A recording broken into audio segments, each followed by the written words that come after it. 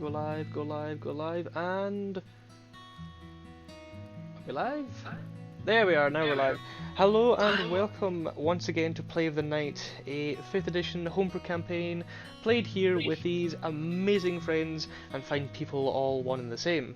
I'm going to be your host for the evening, James JC Laird, but this time I'm joined by a number of people, all with cameras! Hooray! The first time I think since the game started all cameras are in play.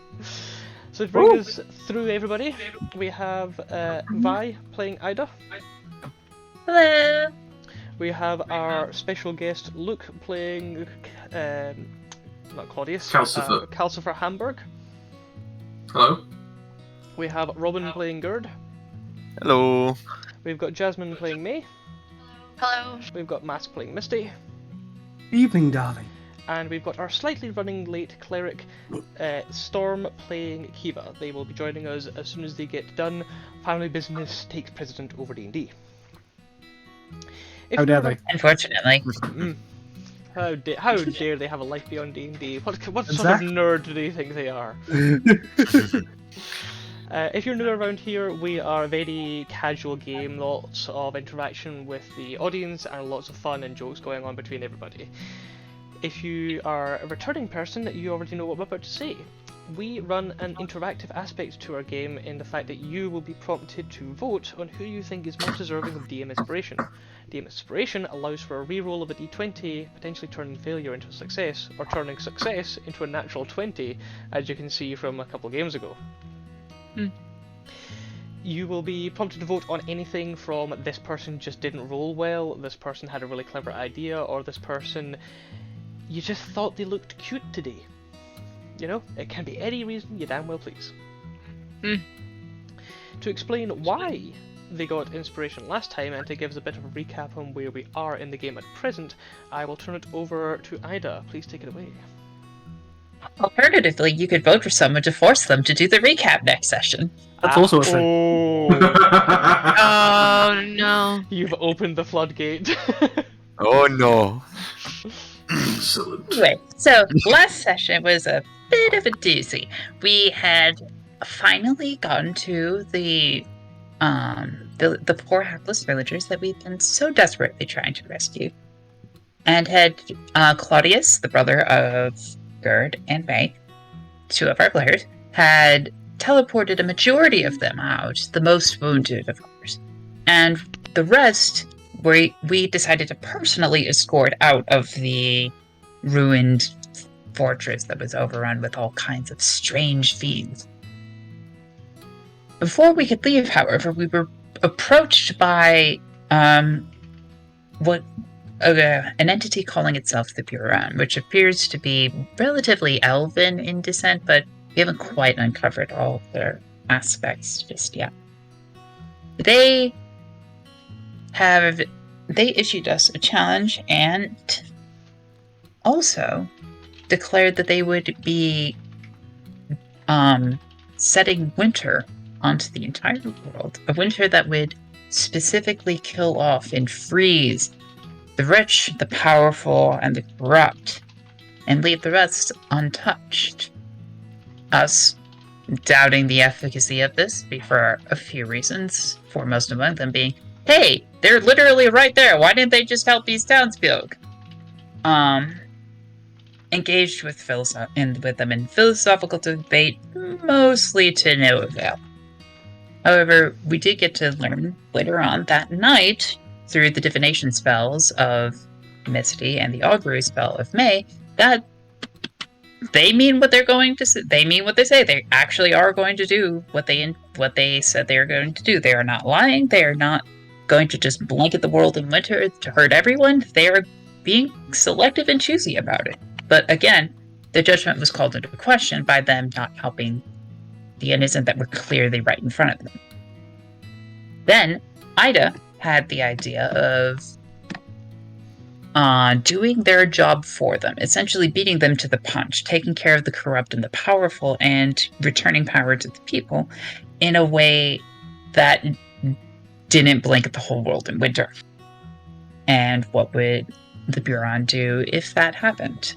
We didn't get quite a good an answer from that, but we did get generally positive vibes, so Ida presented this idea to the group, which is why I got the DM inspiration. And from there, we along with most of the rest of the townsfolk, left the war-torn and desolate town to the nearest city of Orion, where we picked up a new member, Calcifer Hamburg, who seeks to employ our group to handle the Walking Dead, it would seem. It would seem. More on that later. The dead have been walking around as if nothing had happened, or if they were even dead at all. Meanwhile, Misty went to go visit their mother, who, shall we say, is quite the bitch. You can say that with a capital B. Yes. A very intense and domineering woman who clearly has plans and agenda of her own that we have yet to reveal. However, we did find out that Misty's father is now just dead. And she didn't bat an eye. The mother, not Misty. Clarify. And the rest of us, Gerd, May, and Ida followed Calcifer to their estate, while Kiva went to go visit their order. And it basically emotionally dumped everything that had happened over the past couple of weeks. Therapy session, yay! Something sorely needed, it seems. And from there, we arrive at the session. Did I get everything? You did indeed. Mm-hmm. The city streets of Araya remain relatively busy as they lead up to Lupercalia as well and truly on its way, tomorrow being the first day of festivities, and it will run for the coming week, culminating in the equinox of the celestial bodies, perpetuating a 2-day spell of pure daylight. This, however, is slightly lost on most of you, for Misty being otherwise engaged with her uncle, Acitur. The rest of the party, however, sitting in the front room, the dining parlour, smoking room, the den, the sunroom, the patio, the wherever you fancy it being, of Calcifer Hamburg's noble estate. You had just been told that a number of individuals that had been suspected to be dead, their accounts, their finances, their bodies had still been active, and this had caused a great concern for the necromancer. The party had been informed of this and had agreed to do some investigation just in time for one of Calcifer Hamburg's servants to come in and say, "Excuse me, my lord, but we've discovered another one." Another one? Do we know Another who it one? is? Do we have a name of this individual? We're still trying to ascertain the exact details, but we believe it is a genasi of some nature. Artisan and magical designer. They have been suspected to be dead for a number of years, however.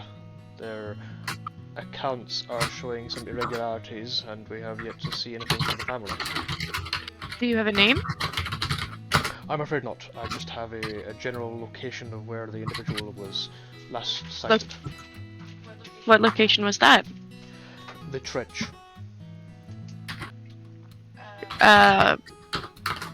Do you know where the body was previously buried? Well, in these instances, we rarely know for certain where they were buried, but do we in this instance? Unfortunately not, my lord. The records that we have been able to gather only go back a couple of years. The, shall we say, individual has been deceased for somewhere in the region of 8. Do you have a description?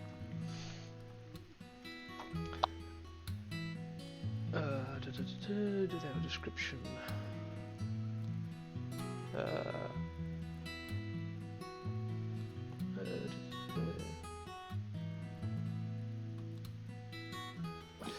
We believe that they were an obsidian genasi, a combination of earth and fire.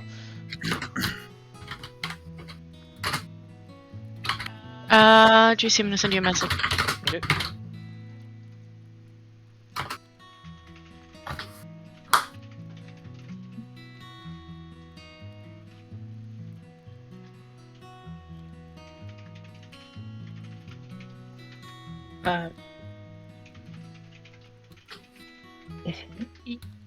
Uh, well, mm, I just gonna just tug on Mai's shoulder and try to pull her away Yes? for a second.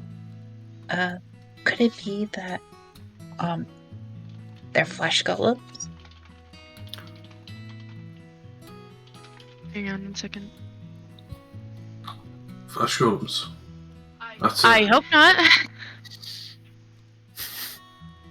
We in the process of rescuing the citizens of what was that man's name? Kimber. We Canberra. Thank you. We encountered a fiendish entity that was creating a facsimile of one of the residents of the town, and we let them go. see. How would they get Ridiculous. here before us, though? How long has this problem been happening? This issue has been happening for a number of years, as my son has said 8 just years? summarised, at least 8 years, going back on this incident alone. More concerning to me, however, is that whoever is able to do this is able to complete these constructs with great skill. As normally these would be obvious walking abominations, but you say these flesh constructs of theirs are able to pass for the common person. Admittedly, we knew the person in question and that it was designed in facsimile of, and they didn't get recent details of their appearance correct. See, But everything else was right. are they able to act in the same manner? From what I understand of these missing persons, when they come back, they are never quite the same as before. We have not seen the golem actually completed. No, we saw it So we in haven't sort seen of it. in process, but it still looked very convincing. Does the general public know of these problems? The people whose family members are coming back? Is there any concern that they'll go home? None of them, to my knowledge, have gone to their home estates. In these instances, even very grounded people tend to move in irregular ways.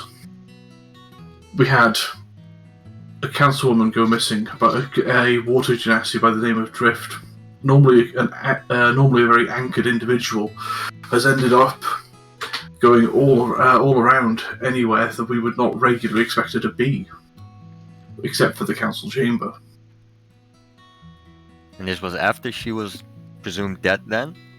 That she suddenly changed into that? I believe in her case, I believe I attended her funeral myself. Do you How- see the body? Pardon? Pardon my bluntness. Did you see the body? I did not. How It long was... Oh, sorry. Please How continue. How long was it between the funeral and the first sighting? JC? Are you asking about Drift, or are you asking in general? As many as you know of, I would say, would be useful in this case. Is there a common theme amongst all of them? Well, from my current knowledge, we're now aware of 11 such missing individuals, or dead individuals. Okay. Although I don't have to hand a detailed catalogue of how long it took each of them to be noticed missing. There's your answer. You don't know how long it is between meant to be dead and reciting, because you're not everywhere, and you're the only one that seems to have picked up on this at present. Well, Alright. how long ago was it that your councilwoman friend Drift died?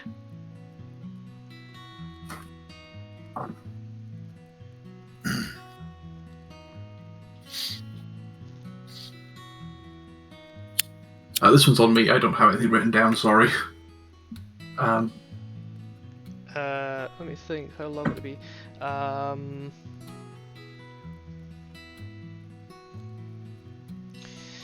Maybe in the region of about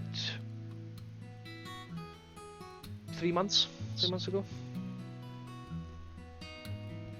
So if Drift died 3 months ago and has come back, and this Genasi that has been cited died 8 years ago, then surely there's no limit to how long that they could be dead for. There's no way to guess who might come back next with the time frame that we've observed.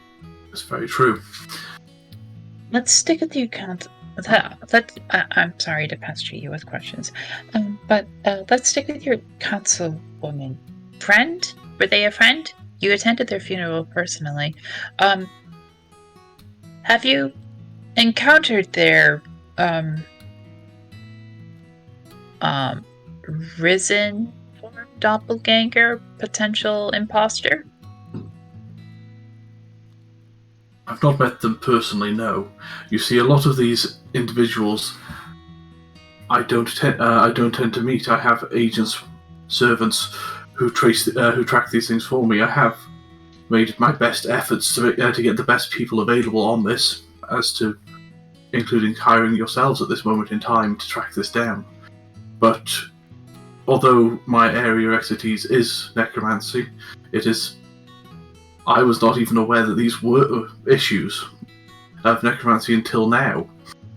To the best of my knowledge, I never saw her body. She could have simply disappeared. She could be acting irregularly under a charm spell.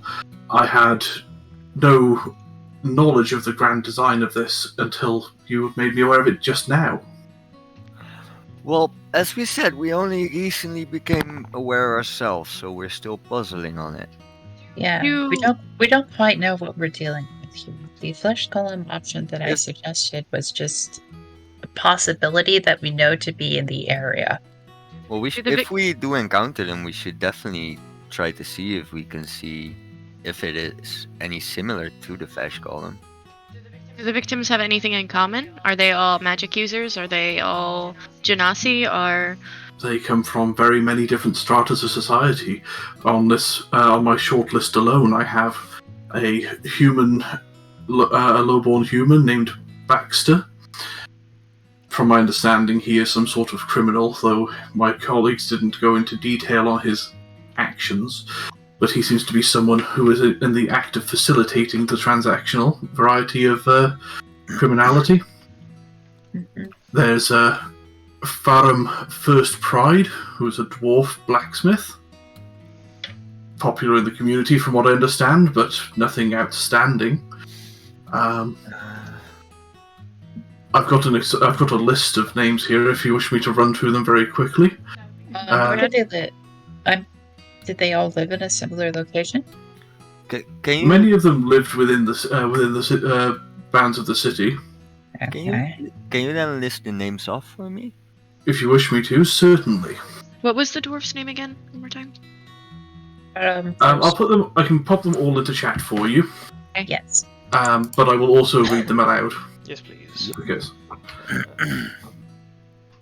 Let me just put these over here for you as soon as I find the chat. I'm sorry. No worries. I'll just remove the annotation.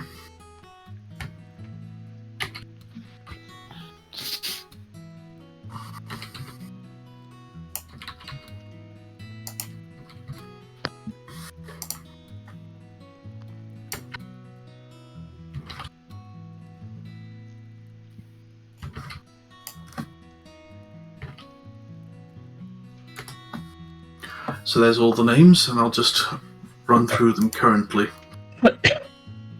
Now, very few of these persons did I know personally, but here we go. So, from what I know, the next person on my list to have gone missing was Grimnir Tahalan, or is it perhaps Tahalen? But nonetheless, from my understanding, another person of good repute within the Dwarven community. some minor transgressions, and I believe they were related to a religious figure, but I was unable to confirm that. Then there's Brahma Tarhan and Redlin Blackstorm. Once again, within the Dwarven community. Now, these are simply grouped by race for my own bookkeeping purposes.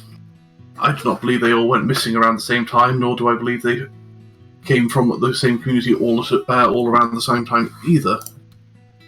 I do believe these were dispersed amongst a number of different months when we noticed them, and I of course cannot confirm for certain when they went missing initially. Then a Jerica Woodbloom, a mage of some small repute locally, very well to do amongst the academic circles. I myself have loaned academic things off her estate previously, though I don't believe we've ever had the fortune to meet, and I suppose we will in this instance. And then, of course, there's also Monolith, a well-known sculptor and artist. Mm-hmm. Phoenix, who was... Well, to be honest, I don't believe I remember, but I will come back to you on that one. And Jade. Jade. And, of course, Drift, who I was personally acquainted. If you require any sort of description of them, if you think it would be helpful, I can provide it. Or any general information about them, of course, I will do my best to assist you with if you think it would be pertinent to your investigation. Okay. Why don't we start with the ones that you knew personally? Okay. Which would be Drift and anyone else on that list? Unfortunately, no, I don't tend to get around much. I did know Drift personally, though, yes. Okay. Do you know... Sorry.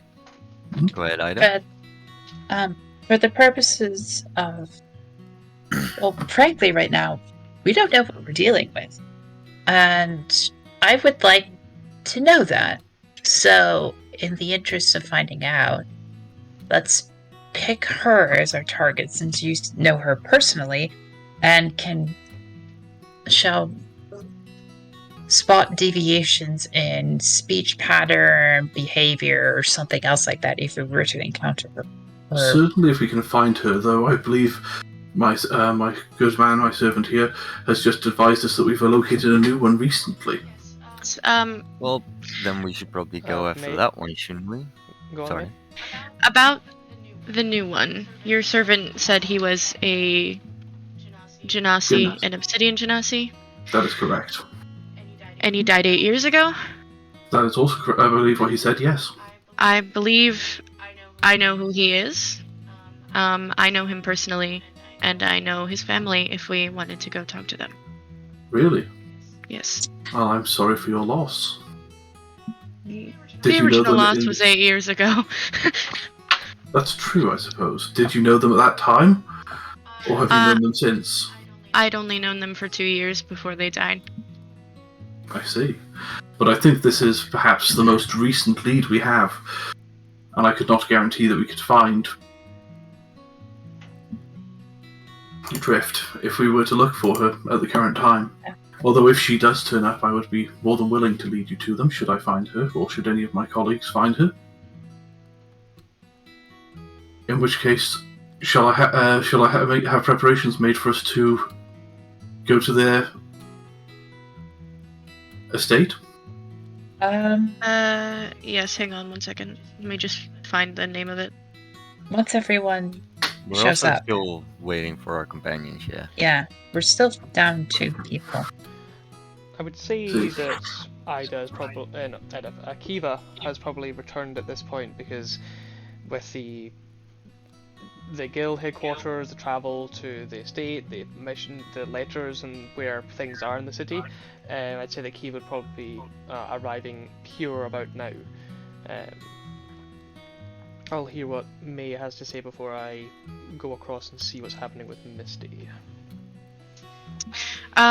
His name is Mortimer Tallowick. His family owns the bread and butter bakery. Not far from the Dragon Sanctuary. Mortimer Tallowick, okay. Let me just add him to the list. He was an artificer of sorts in life, but he died of... I'm not really sure what he died of. You'd have to ask the family.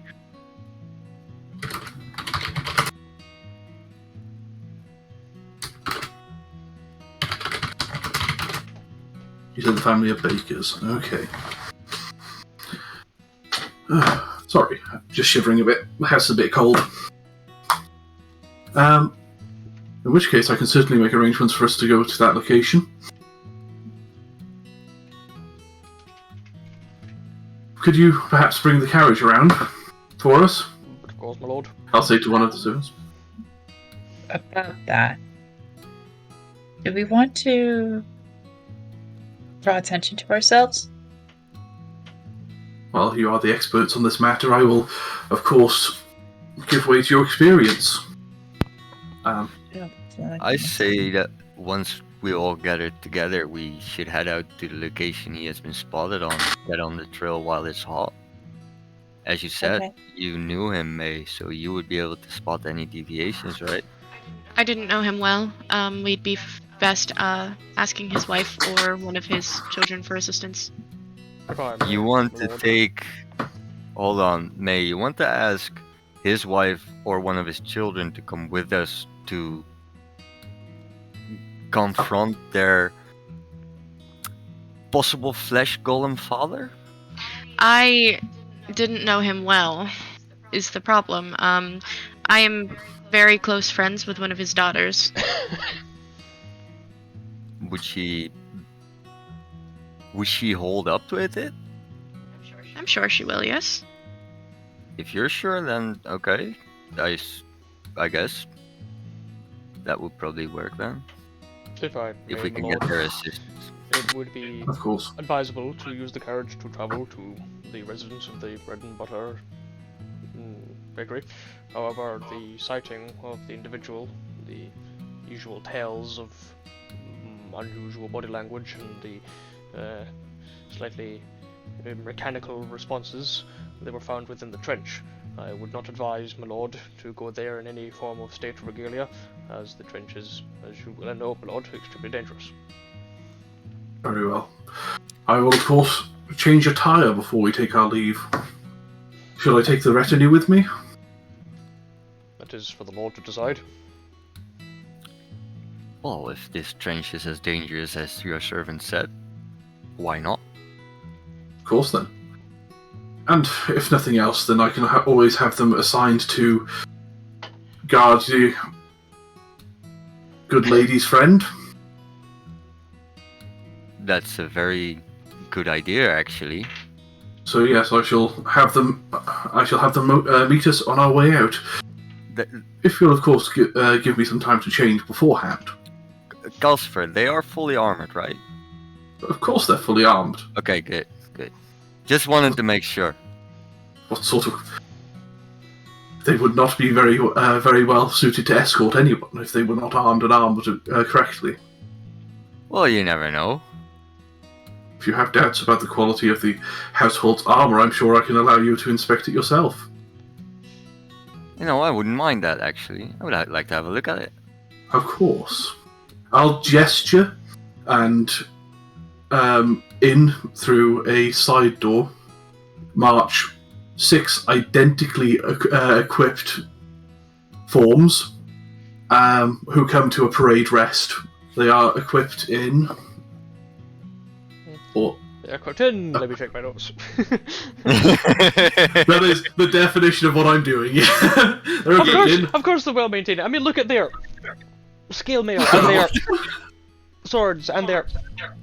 Well, Cheers. unfortunately, I made these notes a little bit ago, and my memory isn't great. That's kind of right. Isn't it on your character sheet though? Literally everything is on my character sheet.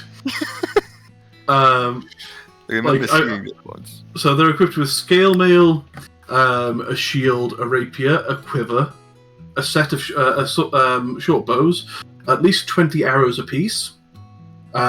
Each of them equipped in fairly baggy-looking common clothes, but well-worn travel clothes. Worn in, but not worn out, of course. Sturdy boots, and they, of course, covered entirely, apart from two small eyelets. The gorget, for some reason, around the neck seems baggy and loose. You think that perhaps they're not particularly well fitted, if nothing else, but if you want to inspect it, you can of course inspect it for quality. Seeing how neatly they marched out, they all seem to have proper equipment. They're first for both close and long-range combat. I have no issue. I'd say they suit perfect for guards. Of course, they're no match for experienced adventurers types such as yourselves, but more than adequate for day-to-day protection, I think. Oh, I bet. No ruffian's gonna get past them. As the schmoozing of Councillor Hamburg and his retinue continue, the camera steadily pans away from the scene and moves across the city, moving between the winding streets. Araya is an ancient city, very old and steeped in history, with small streets giving way to extremely broad causeways, yet at the same time their maze of narrowness and the lack of, shall we say, extreme organisation gives the city a much greater level of culture and a feeling to it, rather than the sterility of, say, a more modern city of Miston. Definitely a big change from Reading. We drop down onto Drow as they meander through the streets heading to, and this is where I will turn to Misty. Where is it that you and Asature are heading to at the moment? Well, it's been a while since we've caught up, so I imagine we're going. What time of day is it currently? I believe it's relatively close to midday, though people can correct me if I'm wrong with that. I can go with midday. Yeah, we're heading somewhere to get a nice, lovely lunch. Okay. Probably a preferred cafe nearby us. Alrighty. I would say that probably one of the places that you would go to for... Hello, cat. I'd say one of the places you'd probably go to for both ease of access and good of quality would be... Let me think now. Where would you have gotten to?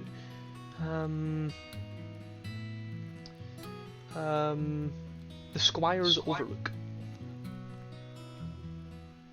Okay. Where you go to? Squire's Overlook. It is one of the establishments on the spire in the centre of the city.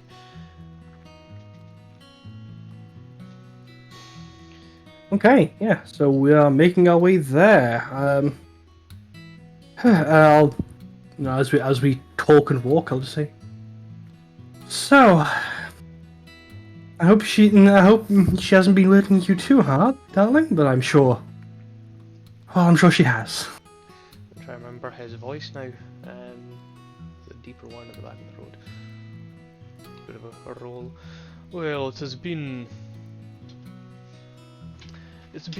interesting without you here to help pick up some of the baggage.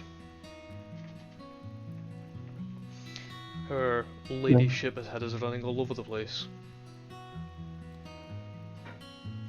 I don't doubt. Though nothing you can't handle, I'm sure. I've heard, though, that things have been... Her interest as of late has been focused quite squarely upon your activities. I don't think she cared too much for your vacation out into the countryside. Well, I'm sure she can forgive this minor transgression as I ply my trade. But in truth, I think it was good. Whilst I got a lot of useful information, though unexpected. Do share. You have my interest piqued. No, it doesn't work. In terms of the contract, I'm afraid I can't share too much, but there's interesting things afoot, and I'm going to have to accelerate my plans. Sounds slightly ominous. Well, the changes we need to see aren't happening fast enough. So, can I count on your assistance, as and when you're available? I don't see. With a cryptic insight such as that, how could I refuse? You've got my curiosities. Wonderful, wonderful. To that end, could I get your autograph? At this point, you would arrive at the Overlook. The Overlook is, as you would expect, an overlook. A branch of the roadway that probably would have extended out to some form of mercantile place if the construction of the city had gone to plan. Although the history is not known to you, the renovations made to the renovations made to this sector has been well received. Come on, Kitty, get away.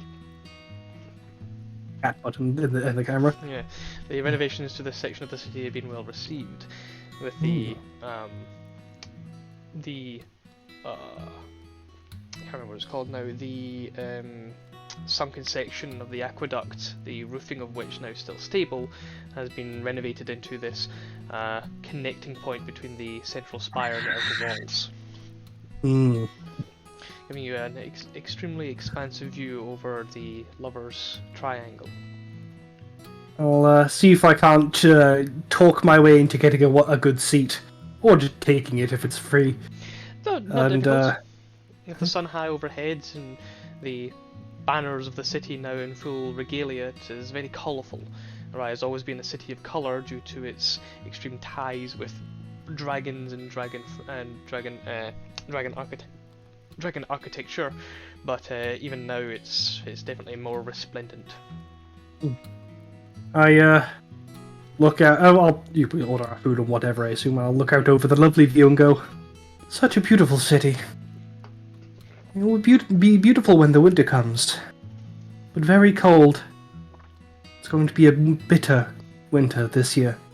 I make eye contact as I say that. And gives a small nod and exchanges a ring on his finger. I'm assuming I know the significance of that one. I've forgotten it. And that would be an exchange of if you. So this is one of the thieves' cant that I actually learned from a very old movie.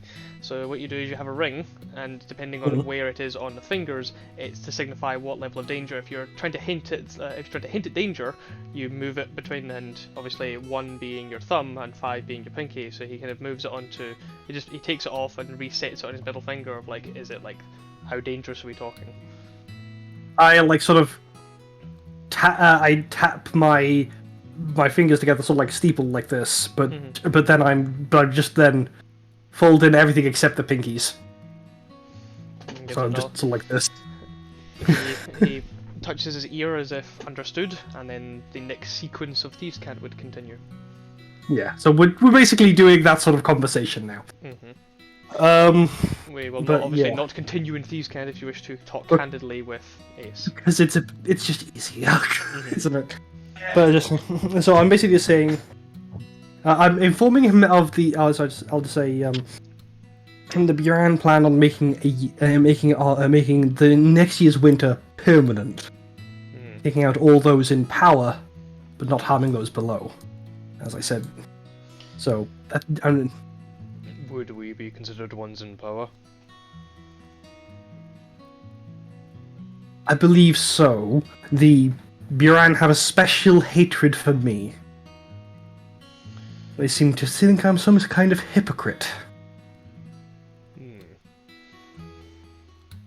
I don't really know anything of that regard. You hardly seem to me of someone of two characters. You've never been the one person as even in our earliest encounters.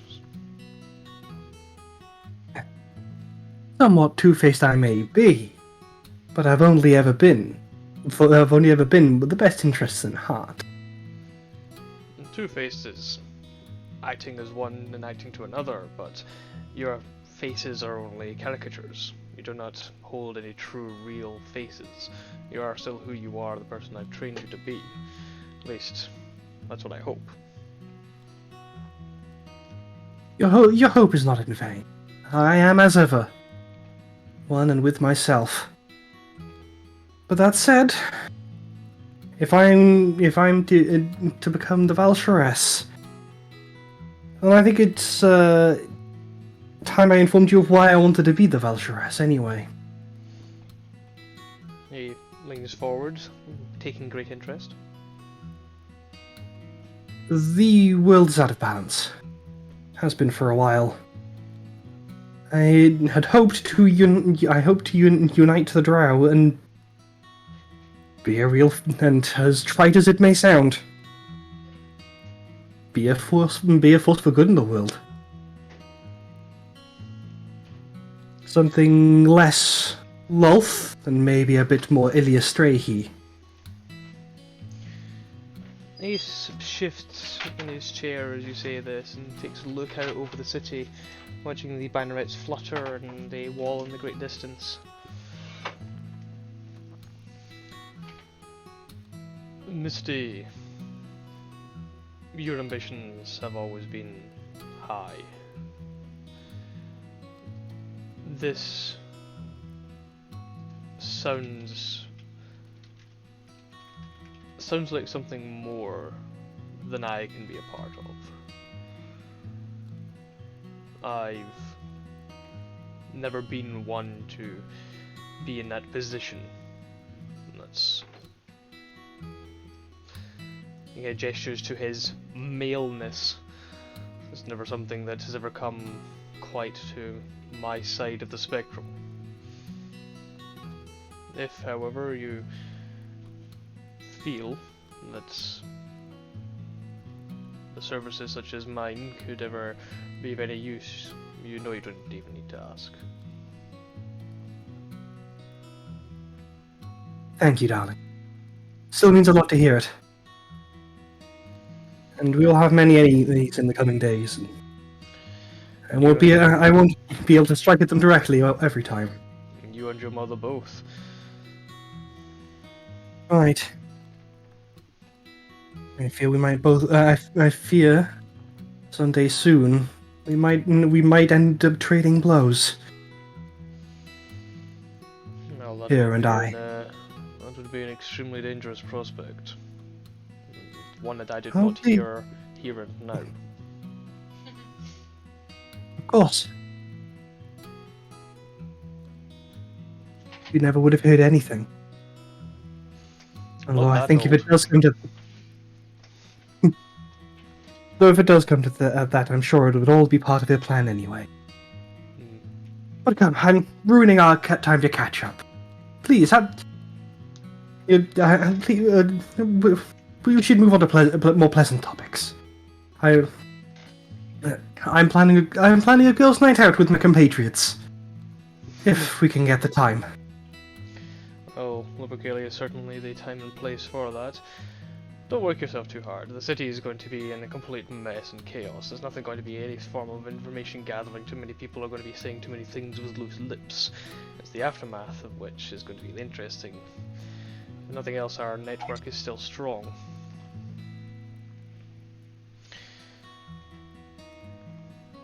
Is there anything in particular you'd like to talk to Ace about? I think at this stage, mostly, now that I've just laid out those couple things, just as saying, hey, I'm gonna need your help in the future, I'm gonna get his autograph in my Book of Shadows. That allows me to sending to him specifically. Okay. And otherwise I just want to catch up and just have a nice time We've had a long, hard journey, and this has been the first time when my character has had a proper rest in weeks. Okay. She's gonna enjoy it. I need to do this, and I need to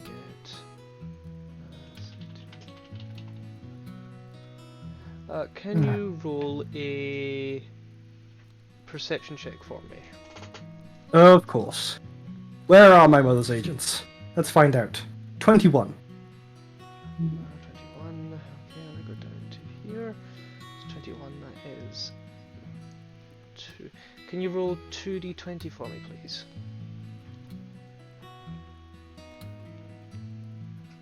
14 and 11. Okay, let me grab those for you. So, your time together is very comfortable, and Ace is the one that gives you the nudge and does the twist of the ring to alert that danger has arrived and moves it to his ring, his thumb, and then is the indicator that other people are now listening in. And just in your time talking, it's something. Okay, I'm just gonna ask this: is it just me, or is this mass camera like moving in and out? Because I don't know if it's my It does eyes. that. It totally It is. does that.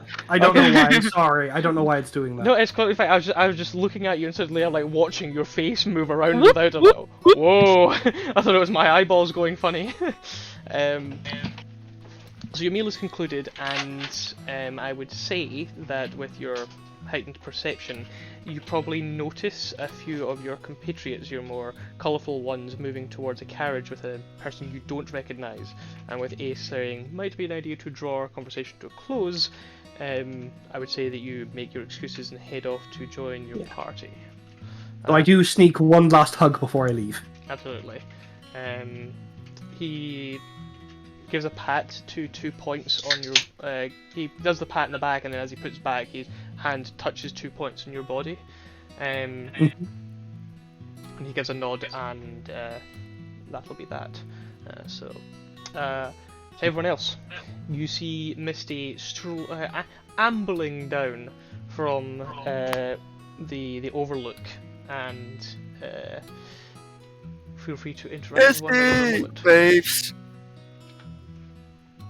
Afternoon, darlings. I trust your day's been productive. You could say that. Yeah. Well, We accepted. You met Calcifer, right? I did briefly before the business took me away. Would you Yeah. mind filling me in? So this is. You're a noble, right? Lord Calcifer Hamburg. I am, of course, Lord Hamburg. And thank you very much for the introduction. I believe Lord Keown. Huh. Is that correct? Keown, yes, I am Gert Keown. I think Lord Keon would be your father. Hey, you voice of the sky, don't take this from me. I am now Lord Keown. Well, Just gonna look around the room. When did our father arrive? you would be a Hey, scion. he's- Would you not be a scion of the house and therefore still a lord or at least a noble? Or should I perhaps refer to you as master, although you seem an adult, so that seems improper. That does seem a little improper. Please don't refer to me as Master Calcifer. You can just call me Gert Calcifer. We're So not then- used to titles, as we didn't grow up in our home. That's unfortunate. Do you want me to call you Lord Hamburg? You need not.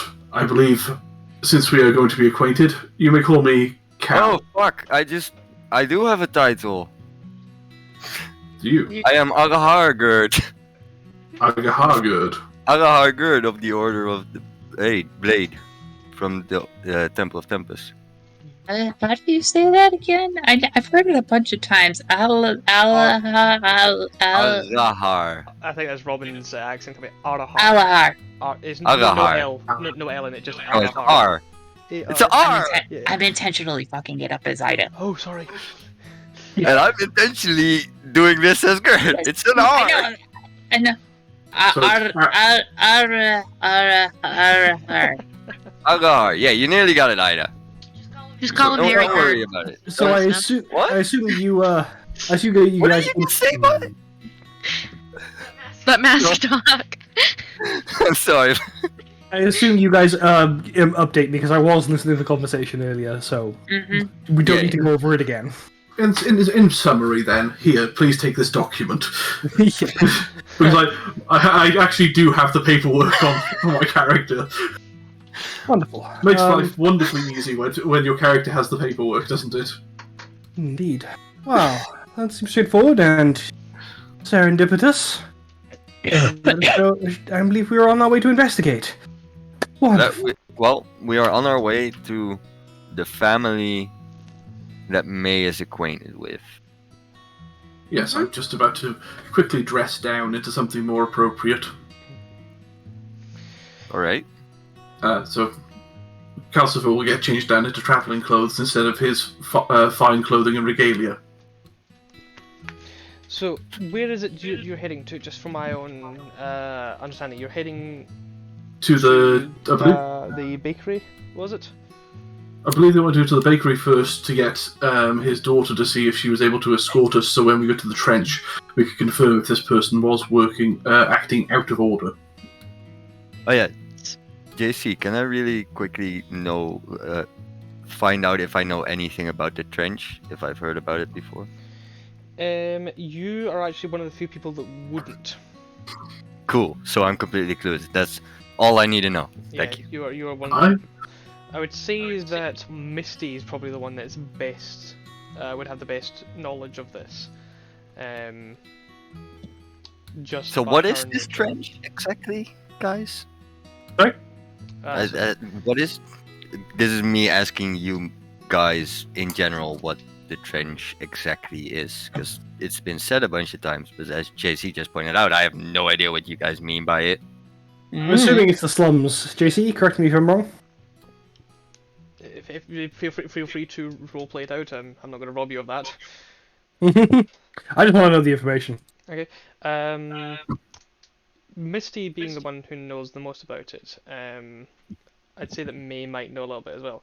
The Lover's Triangle has a central section to it, I suppose, where a previous noble tried getting his hands on the incoming trade as the gravity trains were going to be set up, and decided to take it upon themselves to build the first aqueduct, only for it to be built unstably on unstable ground and the whole thing sunk, which is why the overlook is connected to the spire and leads out to the wall rather than going over the top of it.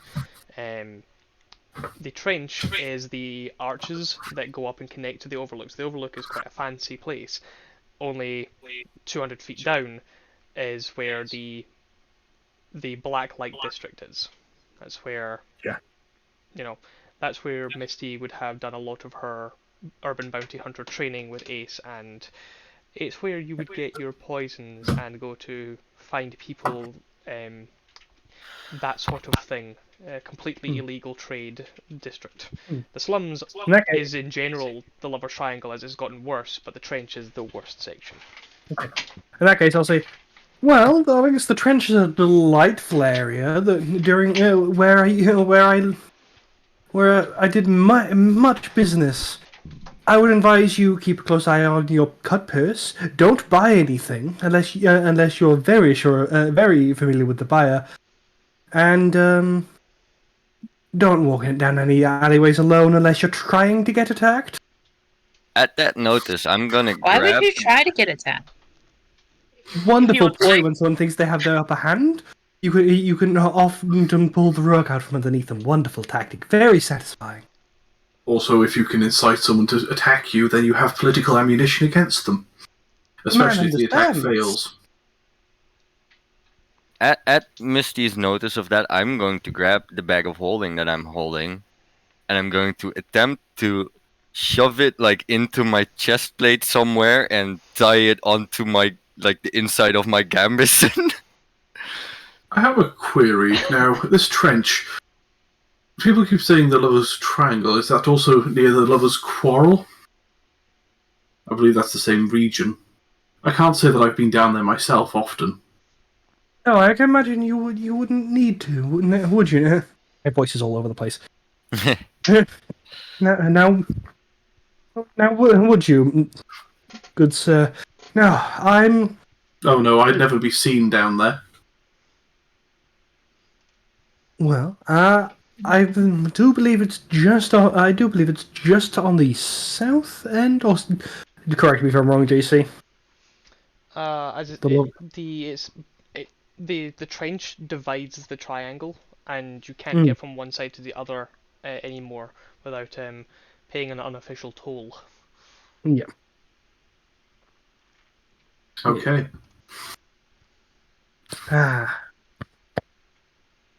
Then this would be a very exciting and novel day for me, I think. Hmm. Then, I'm gonna try and. Have you brought If extra you- pants, Calcifer? Sorry, if quite I'm alright. always appropriately dressed. I said extra.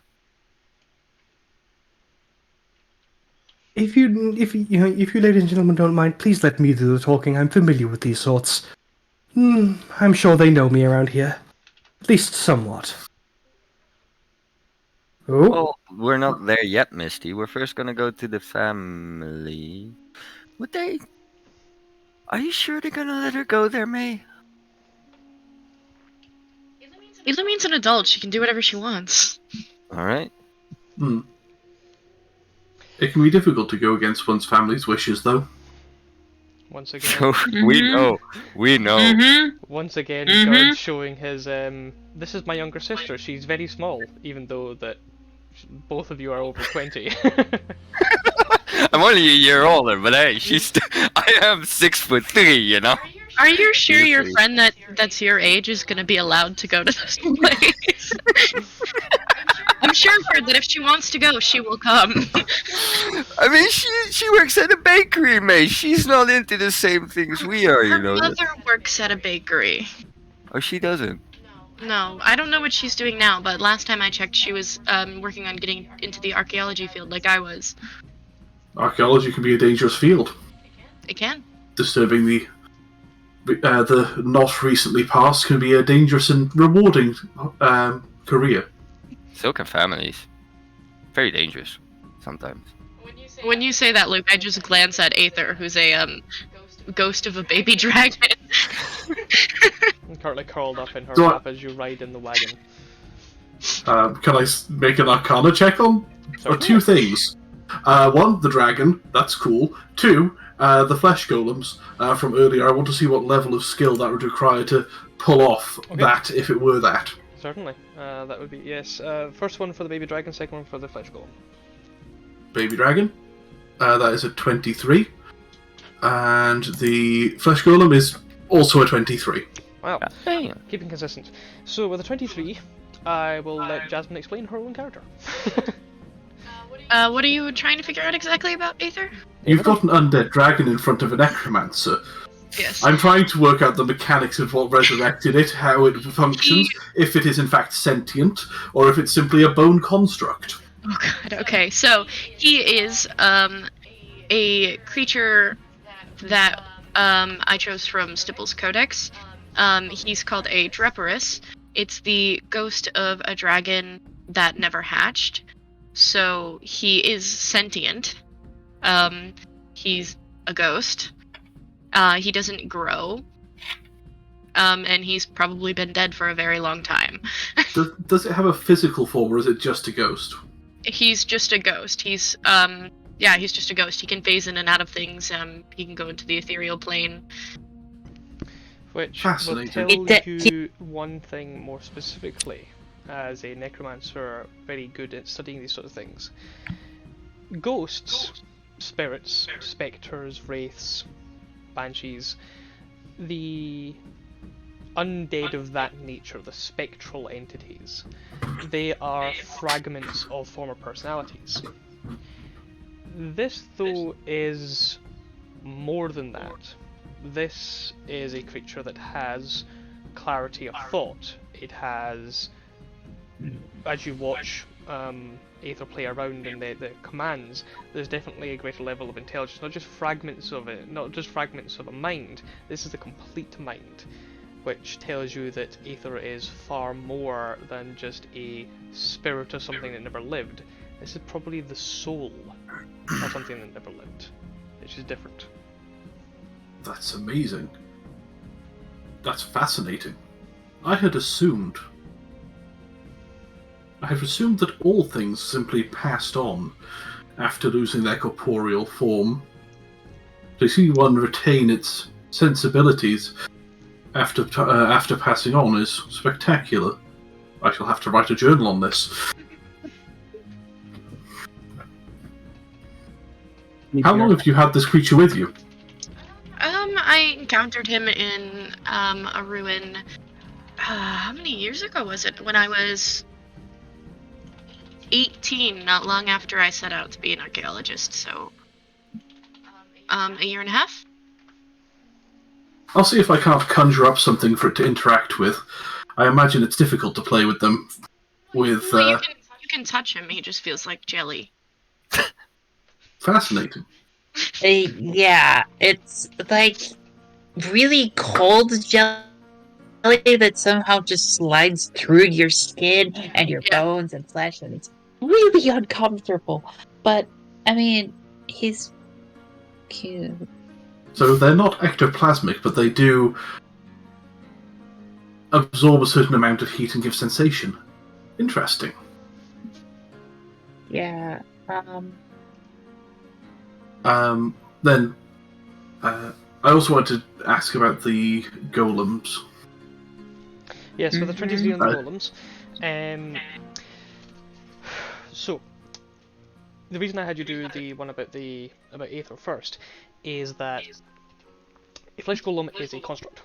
It's a construct of various disparate entities, and the fact that the disparance in the entities causes the inability to have any real cohesion in the mind. Thus, flesh golems cannot speak. Thus, flesh golems under a certain level of health have a difficulty in maintaining their sense of self. Thus, the berserk aspect. Which implies that the flesh golem is a single entity. It either implies a single entity, or it implies that the disparate entities that create a flesh golem are being suppressed because another single entity is playing host in the body. Which implies that the soul is bound, or shackled, or something is in control, which is highly difficult terrifying. and specialised necromancy.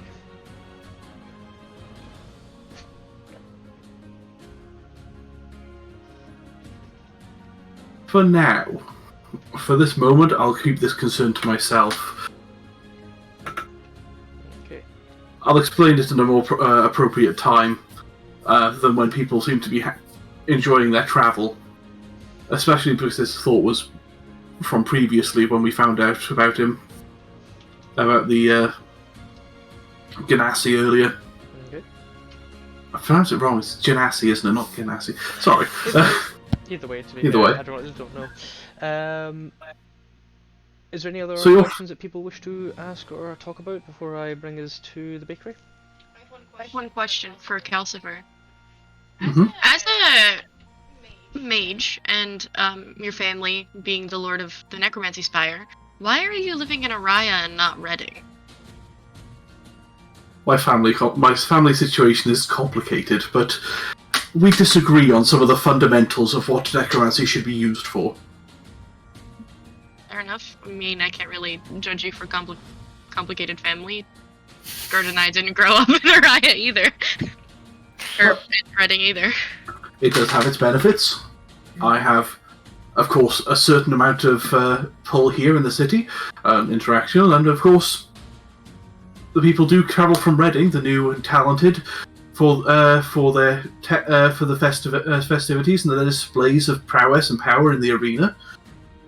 And frequently, I do go to frequently when these events do happen, I do go to the arena and perhaps watch or even employ a new mage who's come into their own on the stage, as it were, in combat. Did you know our brother's participating in the next one? They're participating in the next one. Would you like to see that match? I was planning to see it somehow, way or another. Yes. Well, you can certainly join me at my booth for it. Oh, you have a. All right. Well, Well, Well, that I looks like assume- an entertaining evening. hold on, Claudius might May. have a booth for us already as well. We'll have to Wasn't talk Dad to gonna Claudius. come as well? I think he is coming. Oh. I do say that it might be perhaps a complicated affair if you were to join me at mine when your own family are waiting for you. Although I can't say it wouldn't please me to annoy your father. Well, perhaps we'll invite you to ours. We'll see how it goes. I would most thoroughly enjoy that. We'll have to see how the talk goes over with Father before we decide to annoy him any further, Gerd. Well, we'll just have to wait for that. Have you prepared? No. I can't say that I remember his treatise on exothermic interaction on elemental magics, and I can't believe that he approved of my comments on the matter, so... You've read our Anyway. father's work? I've read many of a mage's work. Not all of them do I agree with. And certainly, if they're outside of my area of expertise, is my opinion not necessarily listened to or wanted. But I think that's perhaps the same with all mages. We all get a bit protective of our works. What's that, Ida? Do you, what's the difference between, like, so, Ether here is a semi-corporeal soul, right? Is that what you said? Or am I... No, you are 100% correct. This is... traditionally, when a living creature ceases to be such, it is expected, although apparently not necessarily, and he looks across at the dragon, always the case that the soul would pass on to whichever afterlife is duly ready for it, onto one of the hells or onto one of the many gods' planes or neutral planes, etc., as you'd expect. In this particular instance... I got that part, but Mhm. it's more, my question is, what do you know about the soul, then? How does it work? What do I know about the properties of the soul, or this soul, Yes. or... No, just a soul in general. Yours, maybe. Or someone's, or anyone's that you are familiar with. How does that work? Well, you're asking a difficult question. I think many of the properties of the soul aren't necessarily understood very well, but it can shed elements of itself, which is what we tend to see as ghosts. And I'm going to have to refer to JC now for how this works in his world and how much I would know. So, JC? You were pretty much spot on there. When a soul passes on, it leaves impressions of itself. The more powerful the impression, the more powerful the undead. Will-o-wisps, for example, are the most basic version of a soul, and a soul fragment left behind. And that fragment is their anger at their unjust death. Then you get to things such as banshees, which have an extreme sense of loss, and that yearning to be connected with something leaves them much more substantiated than wraiths and spectres. And that kind of sliding scale. So you're pretty much spot on there with what you said about as souls pass on, they shed aspects of themselves, and depending on the person and the situation, more can be left behind. Basically, Calcifer will bombard you with all the information because you're asking about his favourite thing. And then, after basically bombarding you with any and all information he can on the matter, he'll go, I do in fact have a thought experiment that I'm working towards, if you're interested. Sure. It's on the transmutable qualities of the soul and interaction of living things with the soul. Obviously, my particular branch of wizardry can't actually bring someone back to life. No. But I believe with the transient properties of true polymorph, we may be able to modify, to finally manage it. For example, if a person were to cease living, and then the right incantations and rituals were followed to transmute that repair and then transmute that body into the same person, as unlike an object, the body has retained potentially the memories and fragments of that person. You may be able to effectively I don't want to use the word reanimate, it has connotations, but revivify the person through alternative arcane means instead of divine. Do any of you have any particular thoughts on this? I appreciate you all ascribe to different schools of theology and magic than myself, and I would be eager to hear other practitioners' thoughts. If I may So, just hold quickly on, say, I think Kiva at this point is just like headed ball going, I don't know.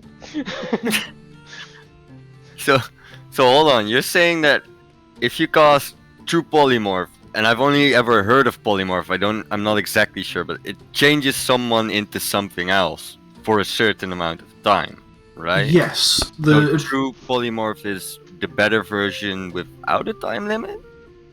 I believe he's suggesting that if you could, to some extent, so like a ghost is what's left behind, right? It's the little bits and pieces.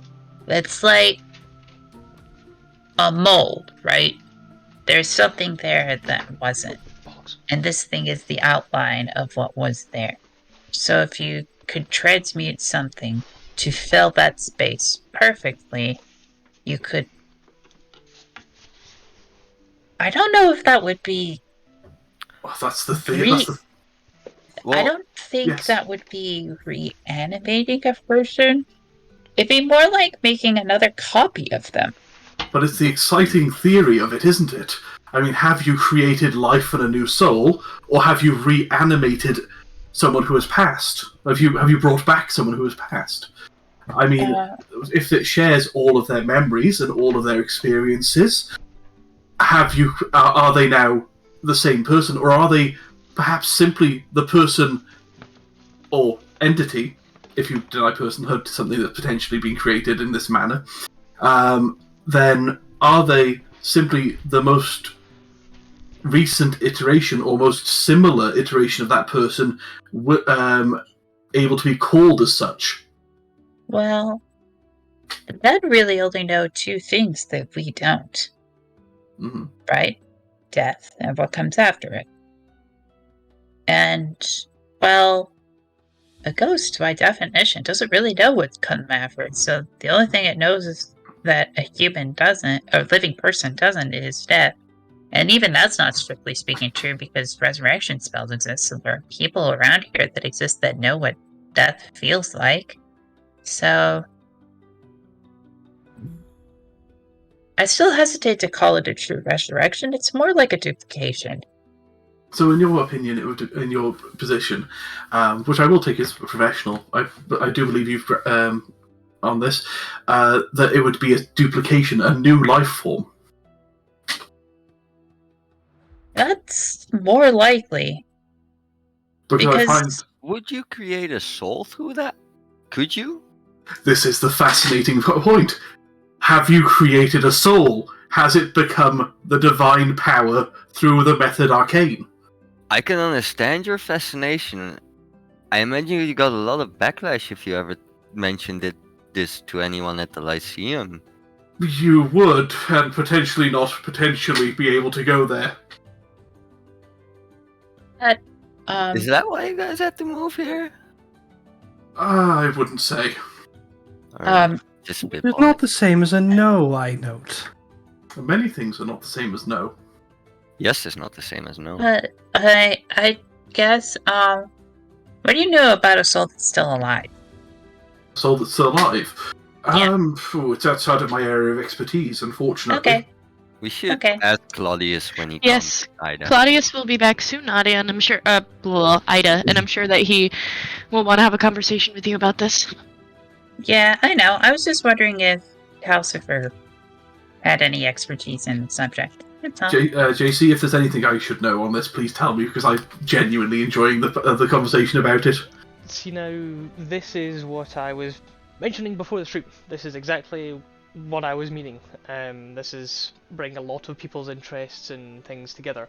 Honestly, I'm not going to say anything more on it because I think introducing Claudius to the mix would be the way to do it. But I think you are, as you say, reaching the ends of your level knowledge. of knowledge. Yeah.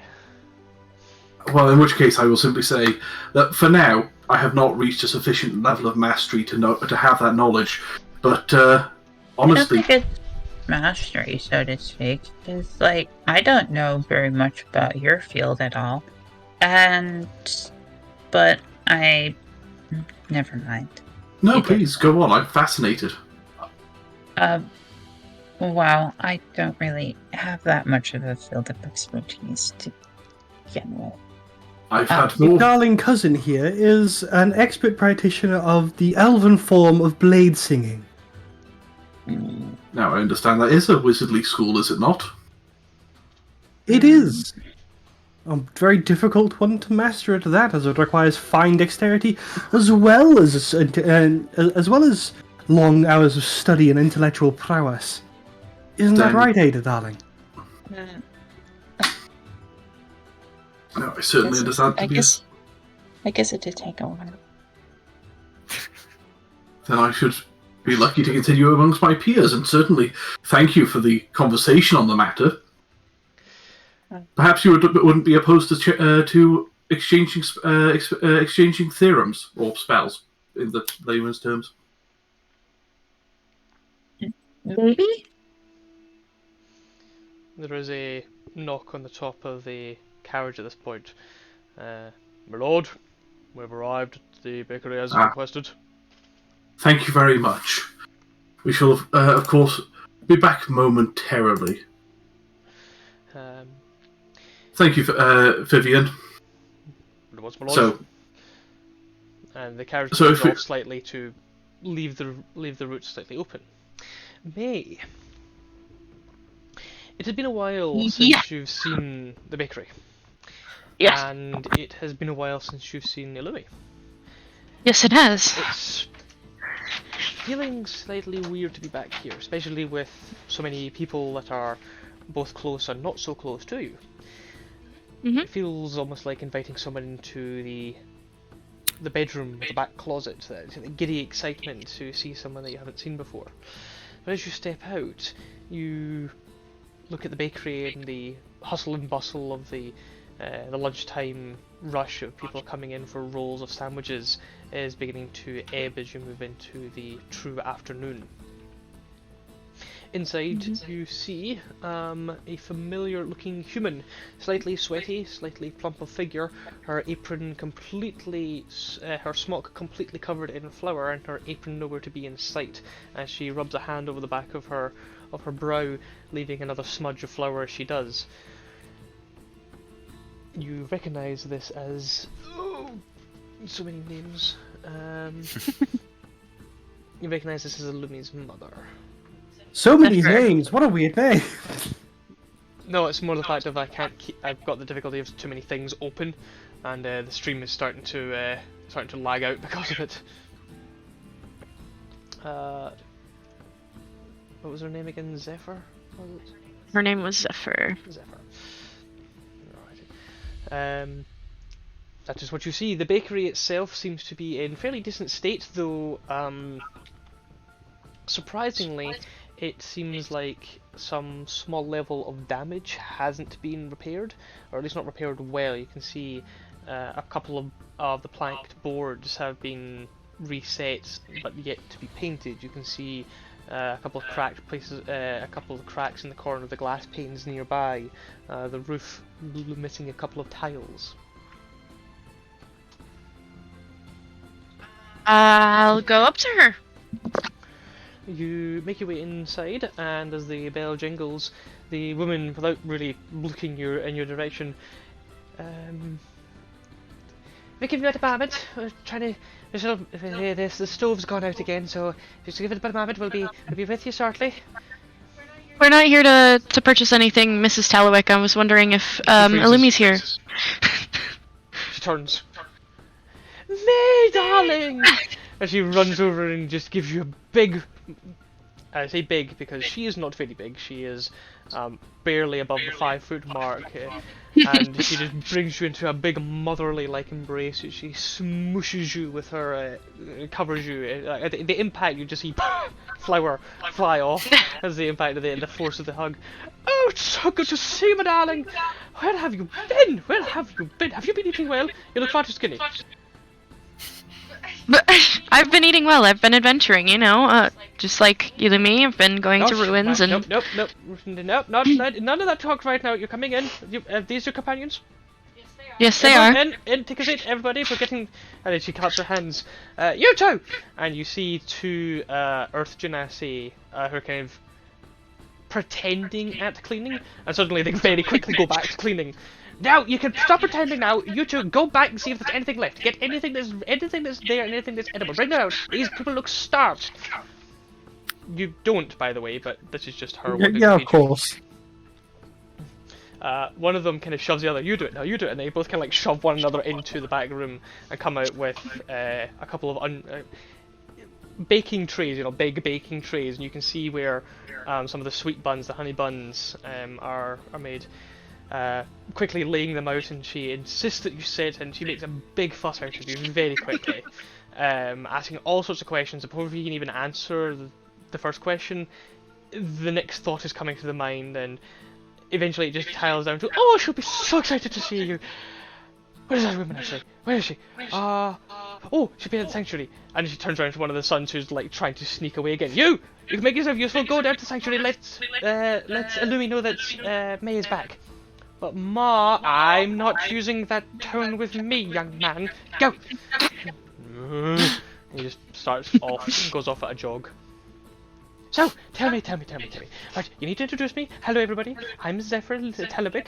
Oh, they're very fancy. This must be Gerd. And she goes up to Gerd again. You've grown so much since last I've seen you. What brings you back to Araya? Oh, my dear! And she turns and looks at Ida. You look fantastic! I love the look of this. Is it elven armor? Did you make it yourself? Looks very beautiful, very becoming of you. Matches your hair. It's literally just constant talking, the excitement, and then...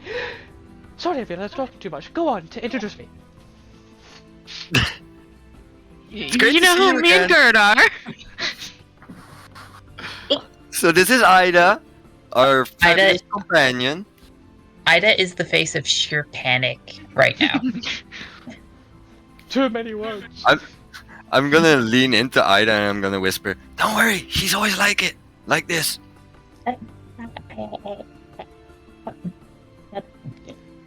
Hey. Go on, mate. Who are the others? Who are the other 2? Other 3?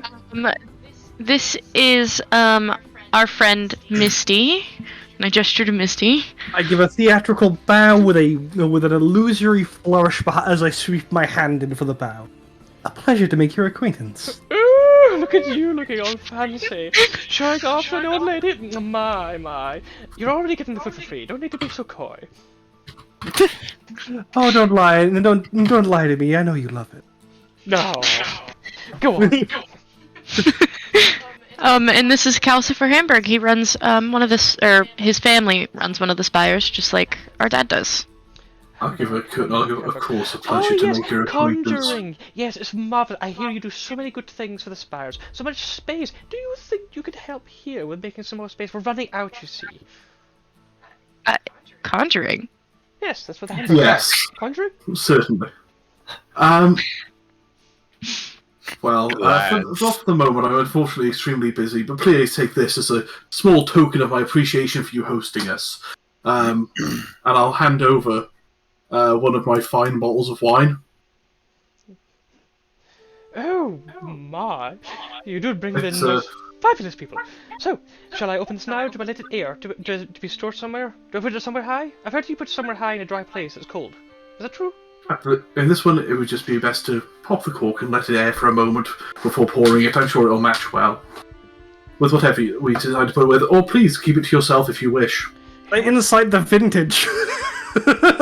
Certainly. Okay. I incite the alcohol percentage. Hold on, where's my... 4 plus 4. No, wait. -1. Yes, 3. 14. Clearly, Do you want to Gerd- insight it, or do you want to insight it or roll history? Take your choice. Oh, I'll incite that. I don't know what the role would be for identifying the vintage of a wine. I pick insight arbitrarily. put it this way. Gerd is a bottle. Misty, you want that bottle.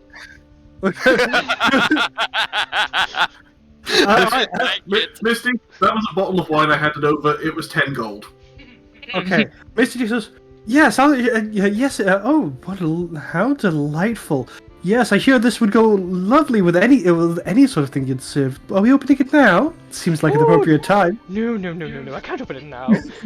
Swings I know over exactly the backpack. way. And she kind of looks towards where the remaining lad is. Was it Rough and Tumble? I think it's Rough and Tumble. What? Their I names? can't remember their names. Yeah, was it? One's Phosphor and one's Nereal. This would be Phosphor. You can see Phosphor is kind of like eyeballing it himself and goes, "No, this would be saved for when Illumini graduates." On the mention of the wine and the mead, Gerd's gonna swing over his backpack. Since we're back in town now, Misty, I think it's appropriate. And he's gonna pull out the last bottle of wine, put it on the table, and grab his last bottle of mead.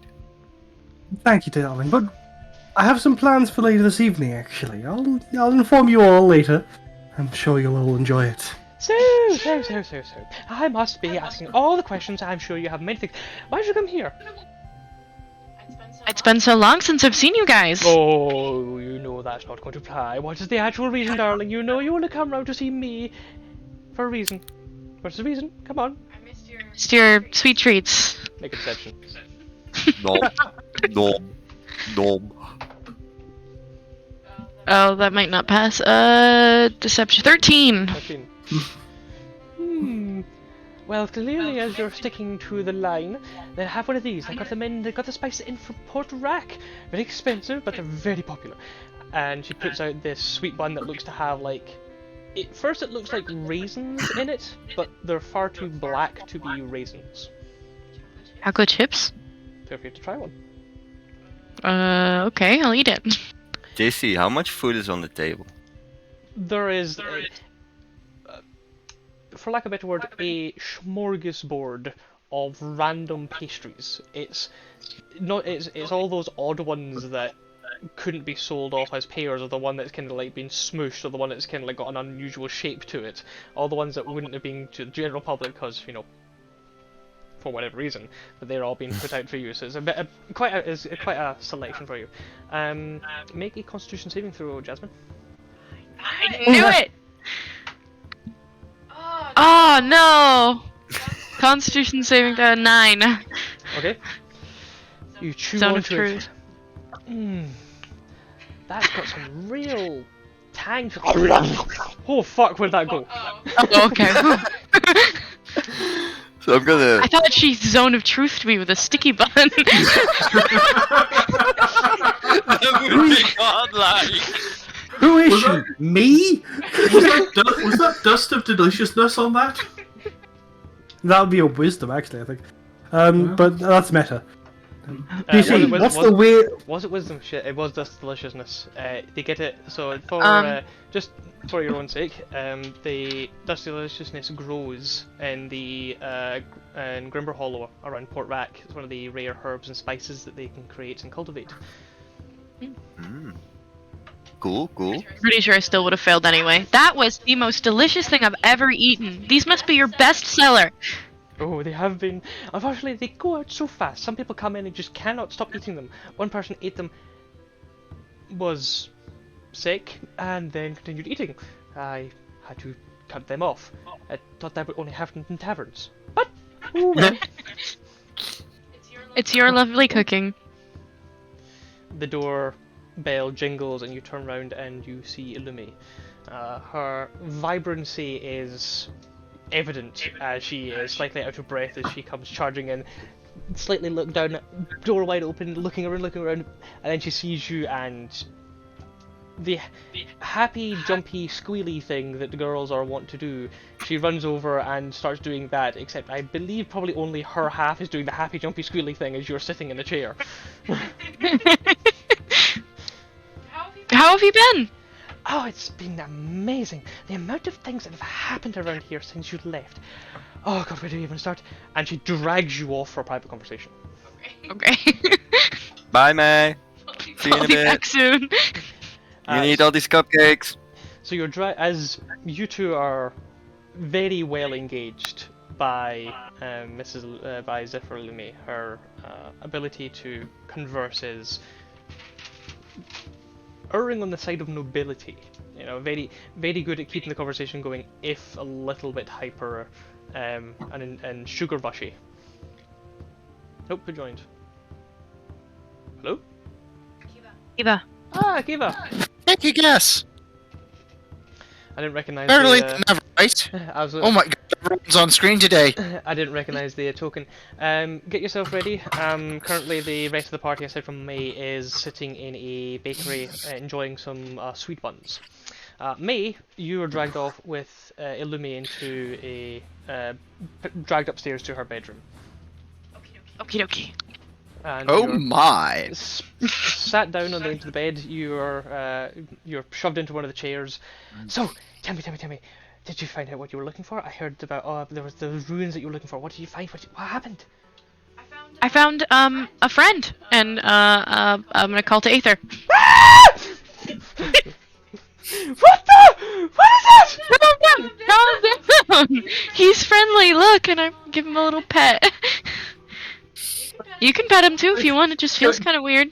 Can I just have a thing from downstairs? I just hear Aether, and I go 5, 4, 3, 2. I'm assuming Kiva's is still not caught up to the party Oh, yet, no, essentially. everyone's caught up now. Everyone's caught up. Oh, okay.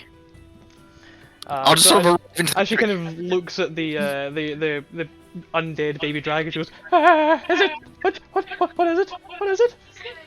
He's the soul of a baby dragon that never hatched from an egg. And is mated with you? Mated? That's what they do, isn't it? The dragons, they find a, they collect an owner or something. I don't know. You told me about them in the sanctuary.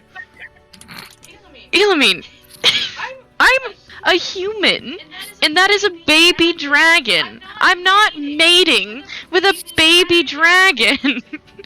What do they do Get then? your mind out of the gutter. What does it do then? Is it like a parasite? Does it drain you? No. It's my friend. It comes with me. It helps me. I play with him. I feed him. We're looking for someone to help revive him so he can become a real dragon. Roll an intelligence check there for me, Jasmine. Oh. 11. Yeah, so all those words, very true, very apt. Maybe the word familiar might explain a lot of the confusion away quickly. Okay. He's like a familiar. The second the word familiar is... Oh! Wait, you can do magic now? No, I can't do magic. He's like a familiar without the magic. Like how Phosphor has a pet rat. She doesn't have the pet rat anymore. Oh. Don't mention it. Yeah. Okay. They live for like 2 years. But I'm sorry for your loss. Well, still feel bad about it. What has been going on with you? You said lots has happened, and Oh yes, so I was doing work here, and as you know, we kind of like doing all the research with the parts of the Lyceum, and one of the subsections, one of the curators there was doing a work with some of the ancient tomes, and you know how I'm good with the ancient languages. So I was doing some work there, and I discovered that the Sky Cities, there was more of them. And there's more than we thought. So there was, we've obviously got the ones that still hang around. We've got Marduk, we've got Hawinia, and everyone knows about the one that fell in Granach, the one that's lost. But it turns out there's other ones before that, ones before the God Plague, ones before even the previous empire. There was really? Yeah, they were the ones that created them. It was some weird, like, they used this, what was it called? So you know Genomite, right? Yes. you know how it refines magic by itself? Mm-hmm. Well, it turns out the Genomite crystals can be made bigger.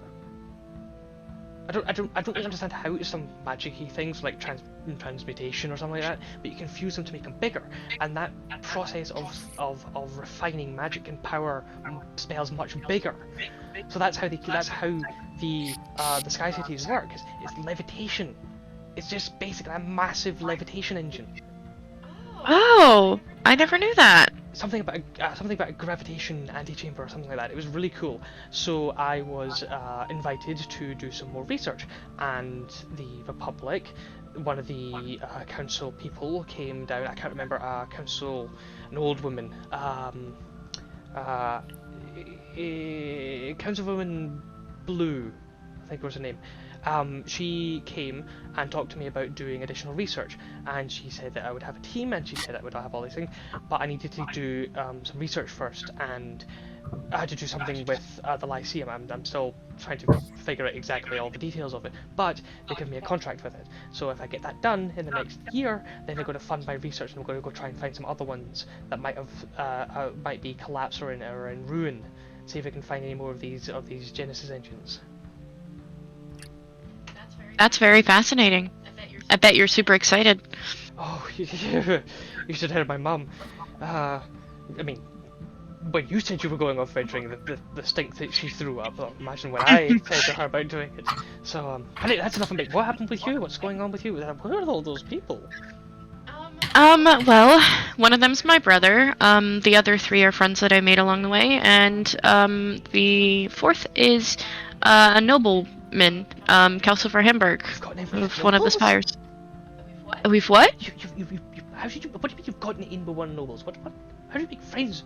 How do you casually make friends with a noble? He's hiring us to do something. Oh, right, okay. And that's why you all look a bit, she gestures to your weaponry. Yes.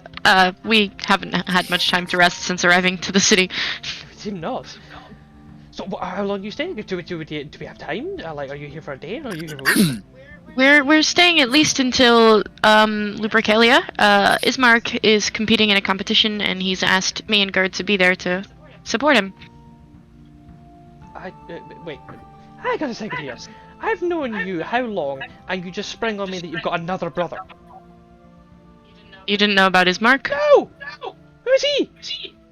My older brother, older than Gerd. He might try hitting on you if you ever meet him. That's probably why I never mentioned him. Oh, please. No one's ever hitting on me. Except for Ismark. Okay then, well, okay, so they're going to be here for Lupercalia. Are they in the military? No, they're part of my family. My dad is part of the Spire of Chronergy. I'm going to pause here in my roleplay because I thought that you said that you were in hiding.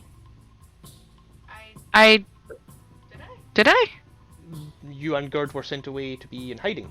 So how much have you told? Never mind. Have you told her everything? 'Cause I'll go along with it, but I got the impression that this was a secret thing. Okay. Yes, they're in the military. It's your backstory. You tell me. I don't know. They're in the military. Right. Okay. Well. They're mages. And well, I only find out about these things now. You wouldn't. Well, while we're at it, I have another brother, oldest brother. You have a lot of siblings too. Yeah, but you've met them all. You kicked one because of them they all off live and in tried one to ignore them. space. They all live in one space. My siblings live all over the place. Still, I mean, if I wasn't such a good friend, I'd say as if you're trying to hide secrets from me. Never. Not from you. You better. I'll hold you to that. So, I managed to,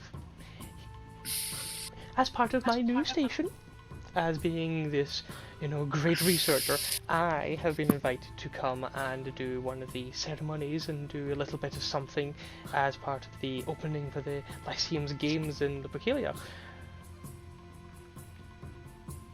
Wow. Let me write that down. Do you know what you're gonna do yet? I'm due to be one of the opening ceremonies. Would you like to come with? Apparently we're going to get really good seats. So, like, to see the opening ceremony? Yeah. Let me get back to you. My dad might be watching the ceremony as well, and I don't know if he'll want us sitting with him. Okay, fine. I'll get back to you, I promise. I'll ask him if it's okay. Okay. Anytime you have to ask your dad anything, nothing ever happens, though. That's not true. Okay, nothing ever happens with me. He's protective. He's still got... Well, he's protective, sure, but he's also closed off. My mum still talks about him all the time. It's creepy. So, the job that Calcifer hired us to do, I need to talk to you about it. Me? Yes. Do you need some food? No, it's, maybe we should get the rest of the party in here, so he can explain where my knowledge is sketchy. Probably better idea for her to go back then, because she gestures to her bedroom. Not really big enough up here. Maybe we should go out somewhere a little bit more private. Oh, I mean, we can go to one of the storehouses in the back. Is this, wait, why private? What's going on? It's a big issue, and it's it's sensitive, so it's best that Well, then you better tell me people don't everything. overhear. Like, what's going on? Why am I involved in it? What's going on? There's something to do with my research. Have I got you in trouble? No.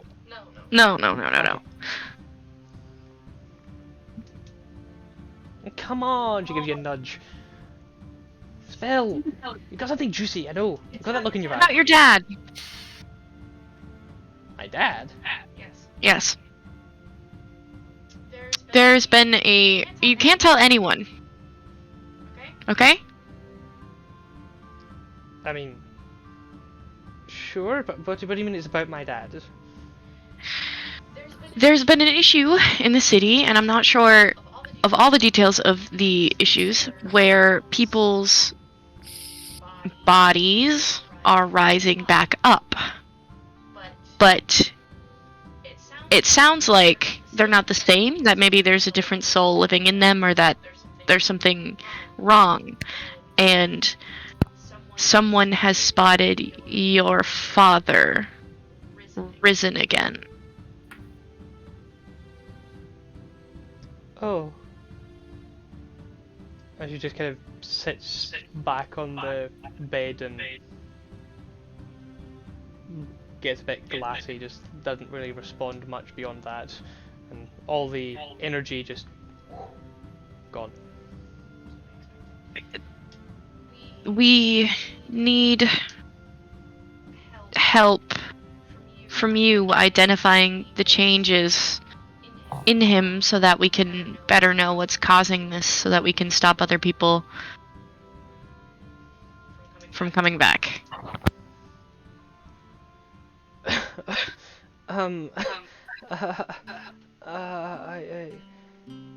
Do you know where he is? This person, this one pretending to be my dad. Do you know where they are? He's been spotted in the trench. Okay, well I can tell you right now, my dad would never go to the trench. He'd come back here. Exactly. I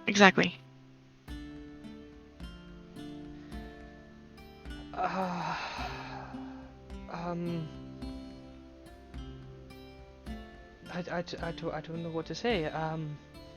I wouldn't be asking this of you if we didn't need it. I didn't know him for very long, so I can't help. You know far more details than I do. Well, I don't understand. Why do you need someone like me to? I don't understand.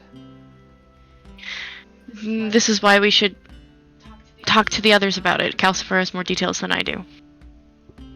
Okay. She just gets up and goes to the door. Okay.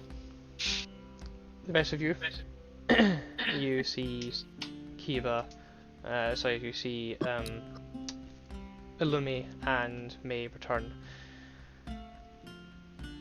I was told that you might need me to identify something, and she looks to her mum. I think everyone should hear about this, though. If that's what you think is They the right thing to do. They should know. I'll give May a slightly questioning look and go before going on to them and going, very well. If you wish to know of this particular event, then. I think we will take a 5-minute break here, though, as we're slightly over time for breaks, and we can go to the bathroom and such, grab drinks. And we'll say Someone for the can sake tell of me what the brevity, hell missed? yeah, I think we can also catch Storm back up on things, and we can, for the sake of brevity, fill in, because this is going to be a difficult, lengthy roleplay repeating the same stuff. So we will be back in a few minutes stream. I hope you're enjoying what we're up to, and we'll be back in 5. See you shortly. See you in a bit. Bling. Okay. Cross. Whee!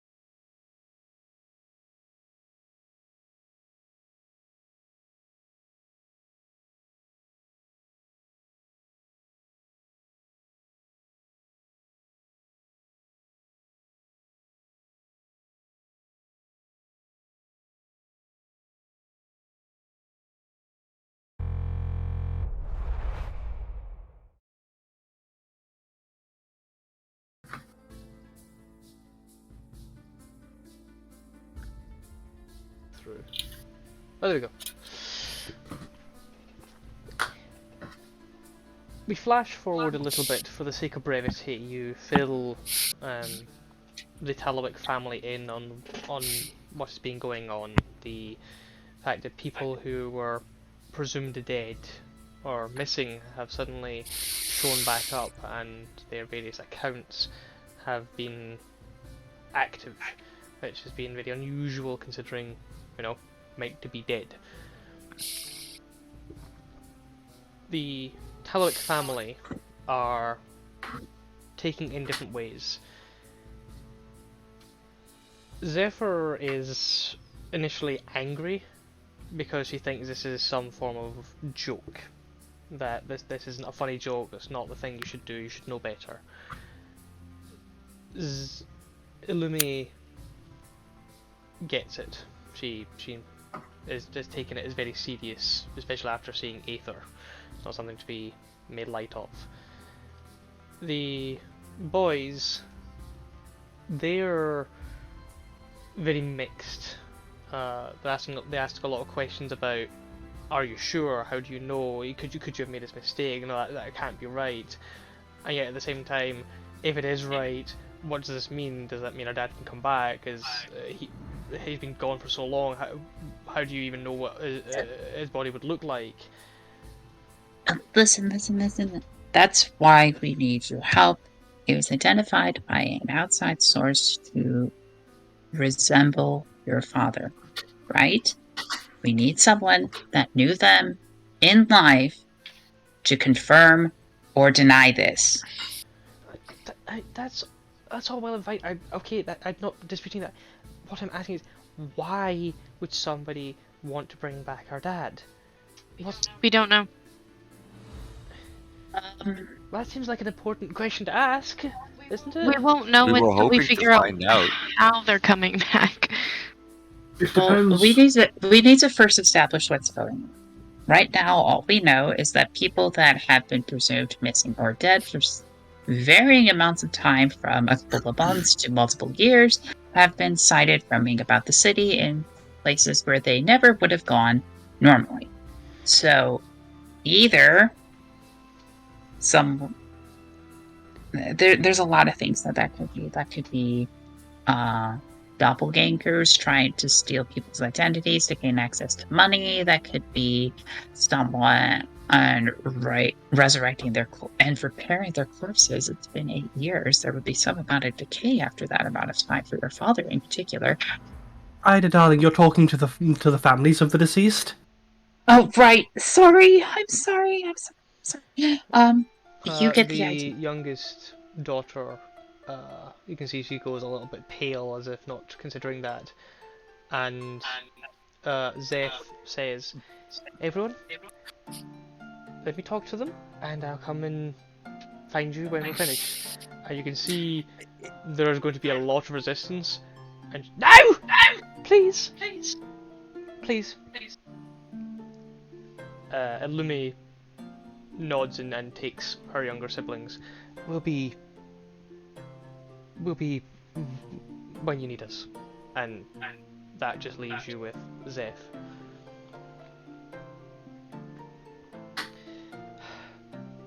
Thank you, Misty, dear.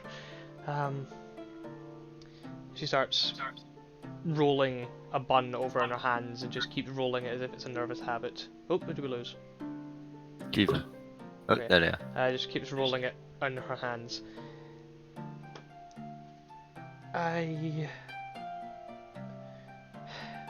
Things have been difficult since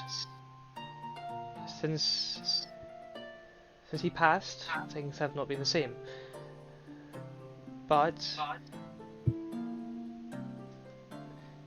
I know you're telling the truth here. I know that some things that I couldn't explain over the last 2 months or so have been happening that I didn't understand, and when I went asking about it, I was getting led around in circles, and I thought it was a scam at first, because I went to talk to the bank, because they said that there was some funds that weren't being paid, despite as having enough to pay for them. And then I got to the bank and they assured me that no, there was no difficulty. And then I returned home, and a few weeks later there was, I needed to come in for a signature about a signature for an account that apparently had been left in trust, which was, and she kind of smiles towards me. I know you didn't know him well, but you can appreciate that was who he was, always thinking for the future, always planning ahead. So he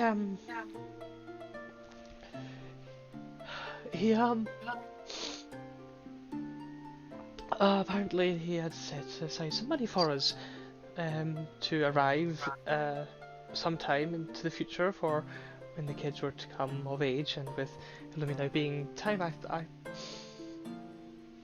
and she blinks a few times. Take your time, thought darling. I thought it was just. I thought it was just. You're saying that someone is masquerading as. I just want to know why. What purpose? What for? What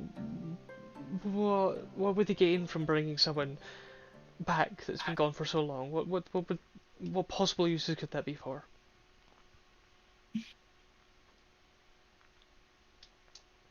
Misty looks at May for permission to talk, but because it's your thing. Go ahead. We don't know yet. This is our first time finding out about this, and we want to find them, this person, and ensure that justice is done, and that we can find out why they're doing this. We know that he's not the only one. There are others. We're starting here, and once we find out, we'll let you know. But we won't be able to find out unless you help us.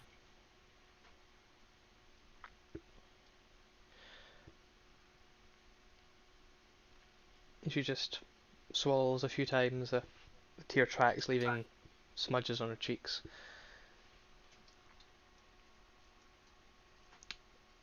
I don't exactly know how. I have some pictures. They're slightly faded, but I have some pictures. They would help. Mannerisms, repeated phrases, the way they moved, the way they like to keep their hair, preferred clothing styles, that sort of thing. Anything like that will help. The more we determine how off they are, the better we can determine what they are and who they are. How much information they had about you, where they got that from, if they have any information about you. Where would you bring him to me? Would I have to go to him? I wouldn't want to put you through that, but if we were able to, if you could describe to us, we could make notes and see how things work from there. Let me. I have this to run. I can't go gallivanting around the city. With No. the bank's pressure on us recently, I need to keep this going as much as possible.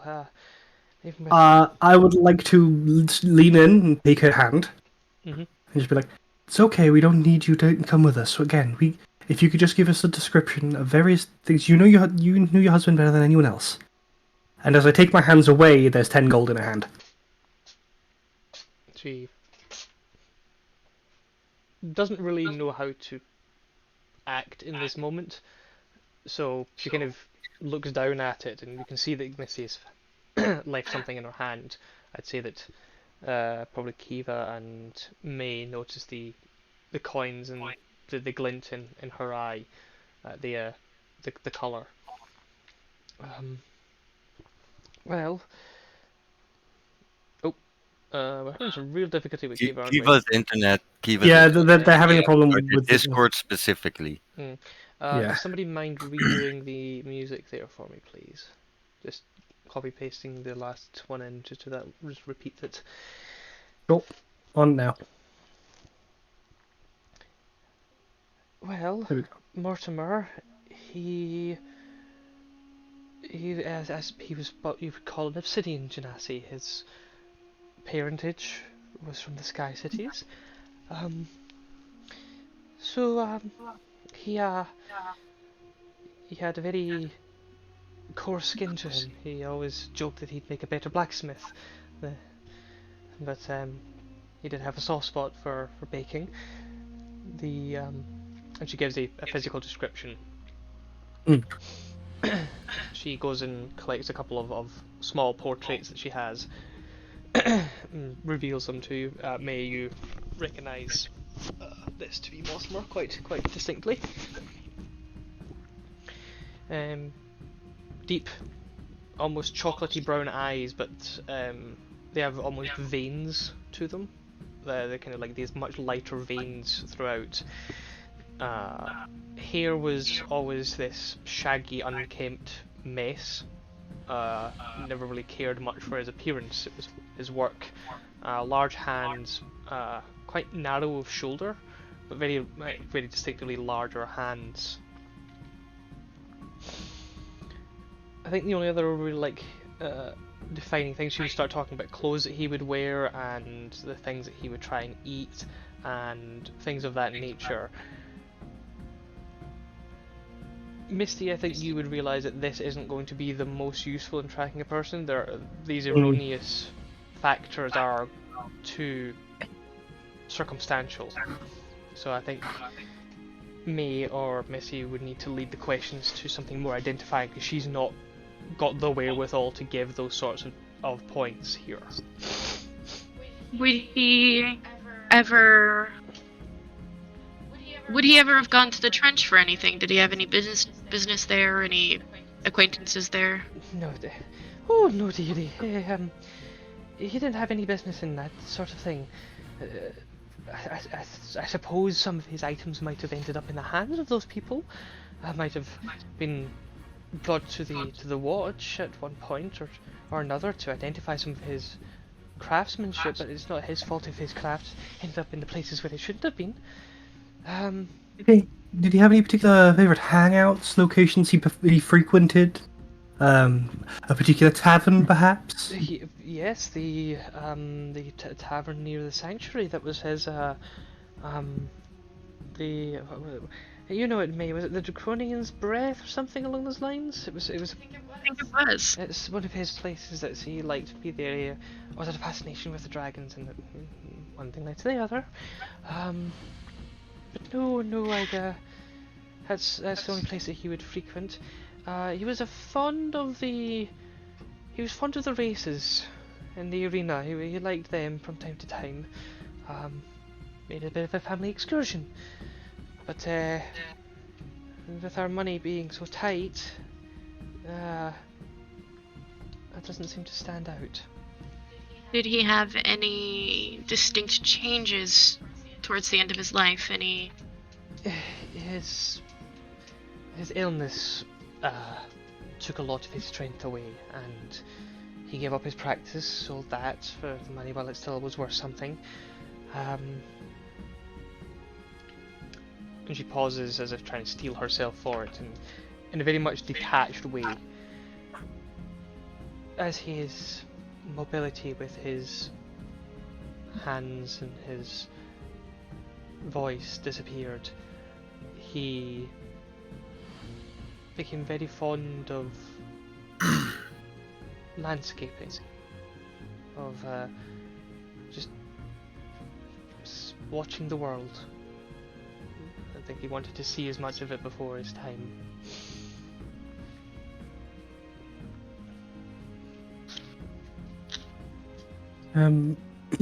Thank you. That's very helpful. Did he have any other friends that he would routinely hang out with? Someone who might know a different. Let me check something actually.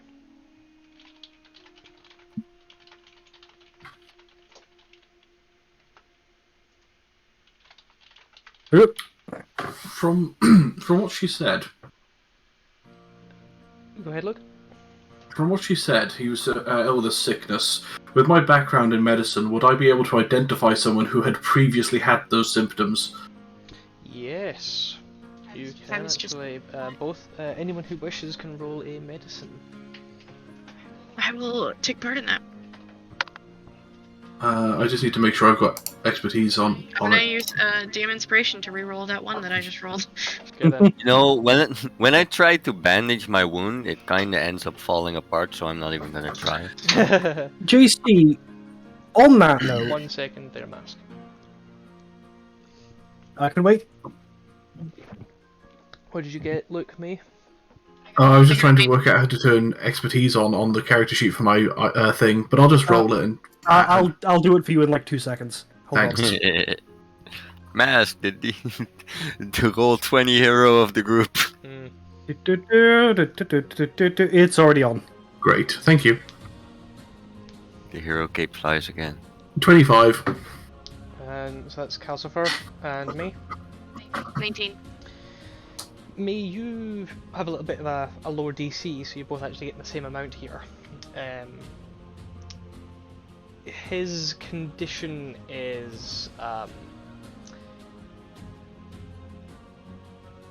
it was a genetic condition that comes from mixing, shall we say, bloodlines that may have some level of instability to them. It comes more often than not from lineages where two innately magic peoples procreate. So this tends to be the reason why Skyars tend to follow a certain lineage. They are all of the same style, unless someone like a human comes in who is inherently magical and gives that stability to the other half. As he was an obsidian genasi, fire and earth, it sounds like a somewhat natural progression of a disease that he unfortunately was born with. Okay, but that does make it highly specific. There's going to be very few genasi with that trait, with that affliction. Yes, it's a known thing, but it's not. It's kind of like lupus or meningitis, something like that. People know of it, they don't really know what it does per se.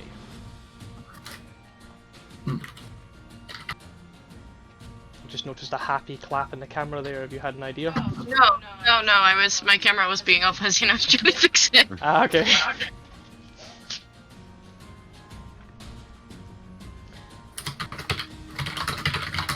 Ida. Yes? Can you roll me an Arcana? Sure. I do have one more question for the lady as well. Did he have any clear dislikes or things he hated? Oh, he hated seafood. He hated seafood. Anything water related, he just hated it. We had to use a certain he had to use a certain type of soap, and used a very specific type of oils rather than water. He found it extremely irritating. Makes sense. What'd you get there, Ida? 26. Nice. Cool.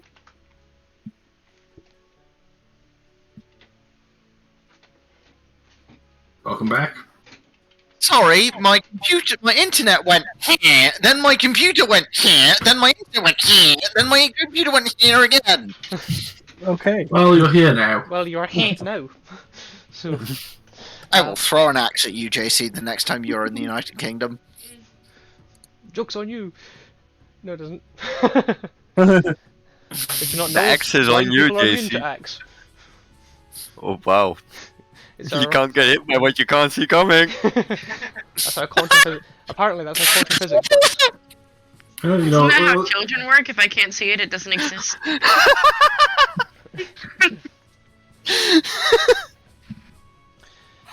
If that's how you want to treat it.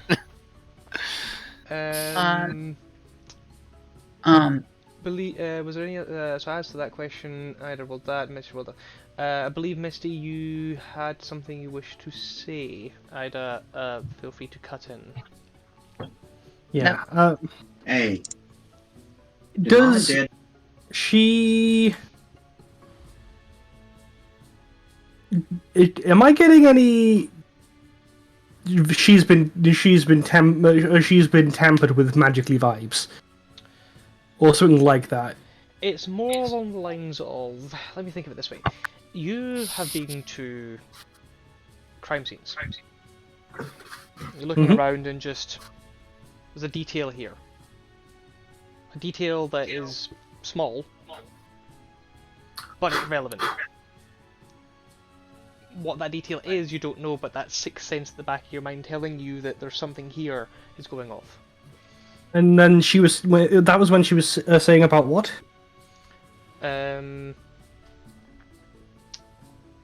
About running the store. About some difficulties running the store. And okay, her name was what again? Sorry. Zephyr. Zephyr, darling.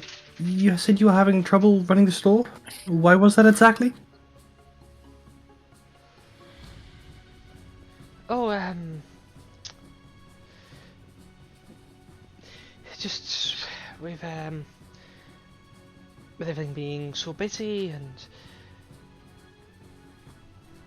as I said before, we were having some difficulties with the banking with one of the temple organizations and the tax collector. There was some confusion going on, and apparently things hadn't been arriving on time, so we had to pay some extra fees there, and it was all just just a mess. Honestly, it's why when you say that Mortimer may be active, it sounds. It sounds. It's not something I don't believe. It's not something I can. I have to take you seriously. Did I have on that line? Insight. One moment, please. Ida's gonna cast Dispel Magic. What a perfect time to freeze your camera for like 10 seconds there. You were like, Freezes. Okay, what level are you casting it at?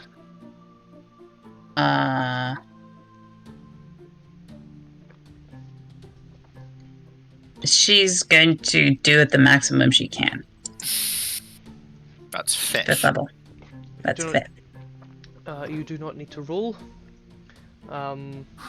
Everyone watches, and Kiva, you noticed Ida suddenly tense up a little bit.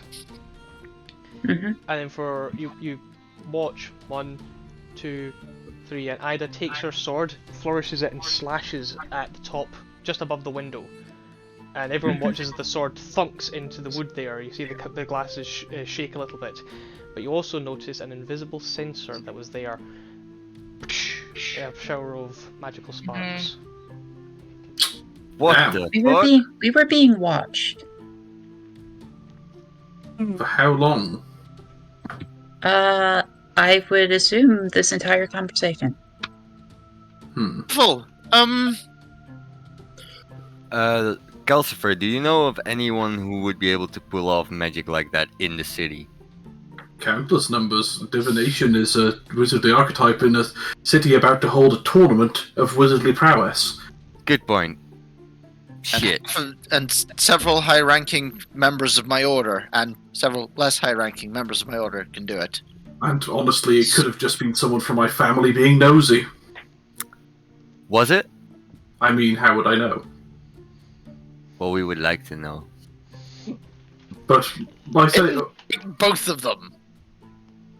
Not Gator, but him and the lady talking to us.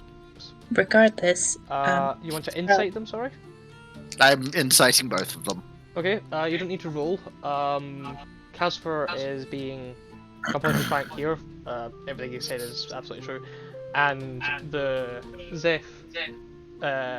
Zephyr is looking slightly startled and then looking slightly cross about someone pulling a magic sword, waving it around, making some sparks come out of it, then hitting her property. Gert's gonna stand up and bow his head and say, "I'm sorry," and plunge 50 gold on the table. This is compensation for both the building and all of the food we ate. And then sit back down. I apologize as well.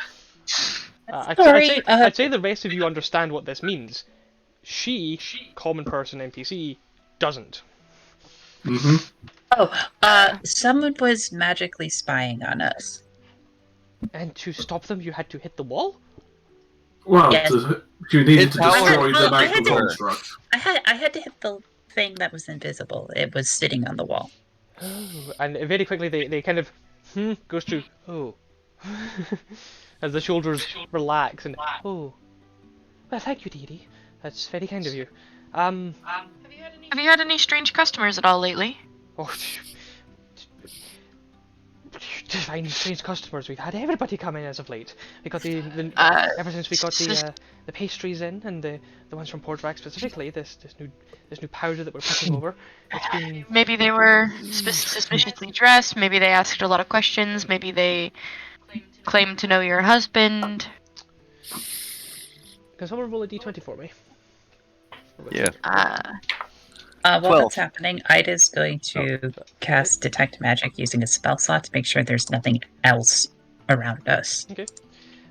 You cast the detect magic, and aside from what you were expecting, you detect no other magic within the region. Okay. The 12. She thinks for a moment. Unusual questions, unusual dress, unusual questions. There was somebody. They came in and. Oh, what were they doing again? And you can see she's struggling to remember here. Basically, she's right on the cusp of the DC. They were asking about. They were asking about the location, about our business here, and had we ever thought about opening other places? What other places would be good for a place like this? It just... They wanted you to relocate? No, I don't think that, Dee. It was more like just a general curiosity about where to set up a potential business. The only reason it strikes me as odd was every question just was there was no follow-up question. It was just it was almost like an interview. About that. I just something just occurred to me. You said he had money set aside, right? Yes. Yes. Has that been touched recently without your knowledge? I've been to the bank and asked, and they assure me that my finances are well in order. Did you? But did they But specifically did you give see you a it number? personally? Yeah, did you see it personally? Why would I? Well, if they've said it's in order, that simply means that everything's been signed off and checked for, but that doesn't mean that it is, in fact, not being defrauded, and that the amount of money is the same as last time you saw it. Calcifer, how many of the people that you're aware of had money left behind for family members and friends? Let me refer to my... Extensive notes upon the topic. It's honestly, yes.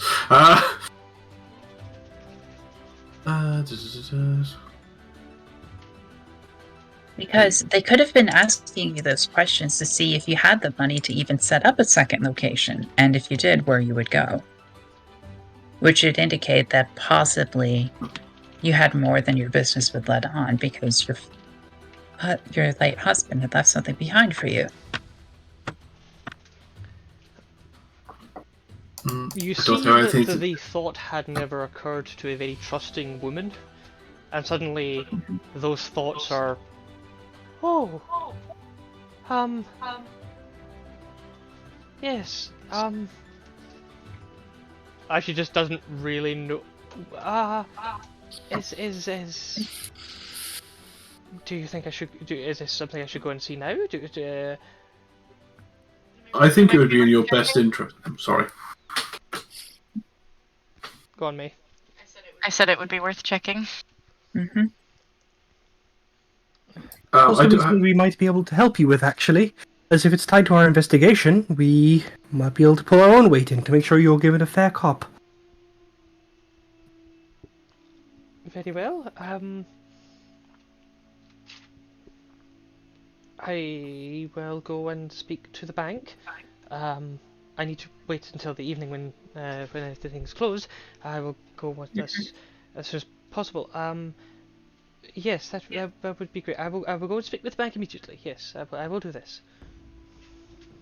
I don't have anything written down to answer the previous question on if the other people had substantial money.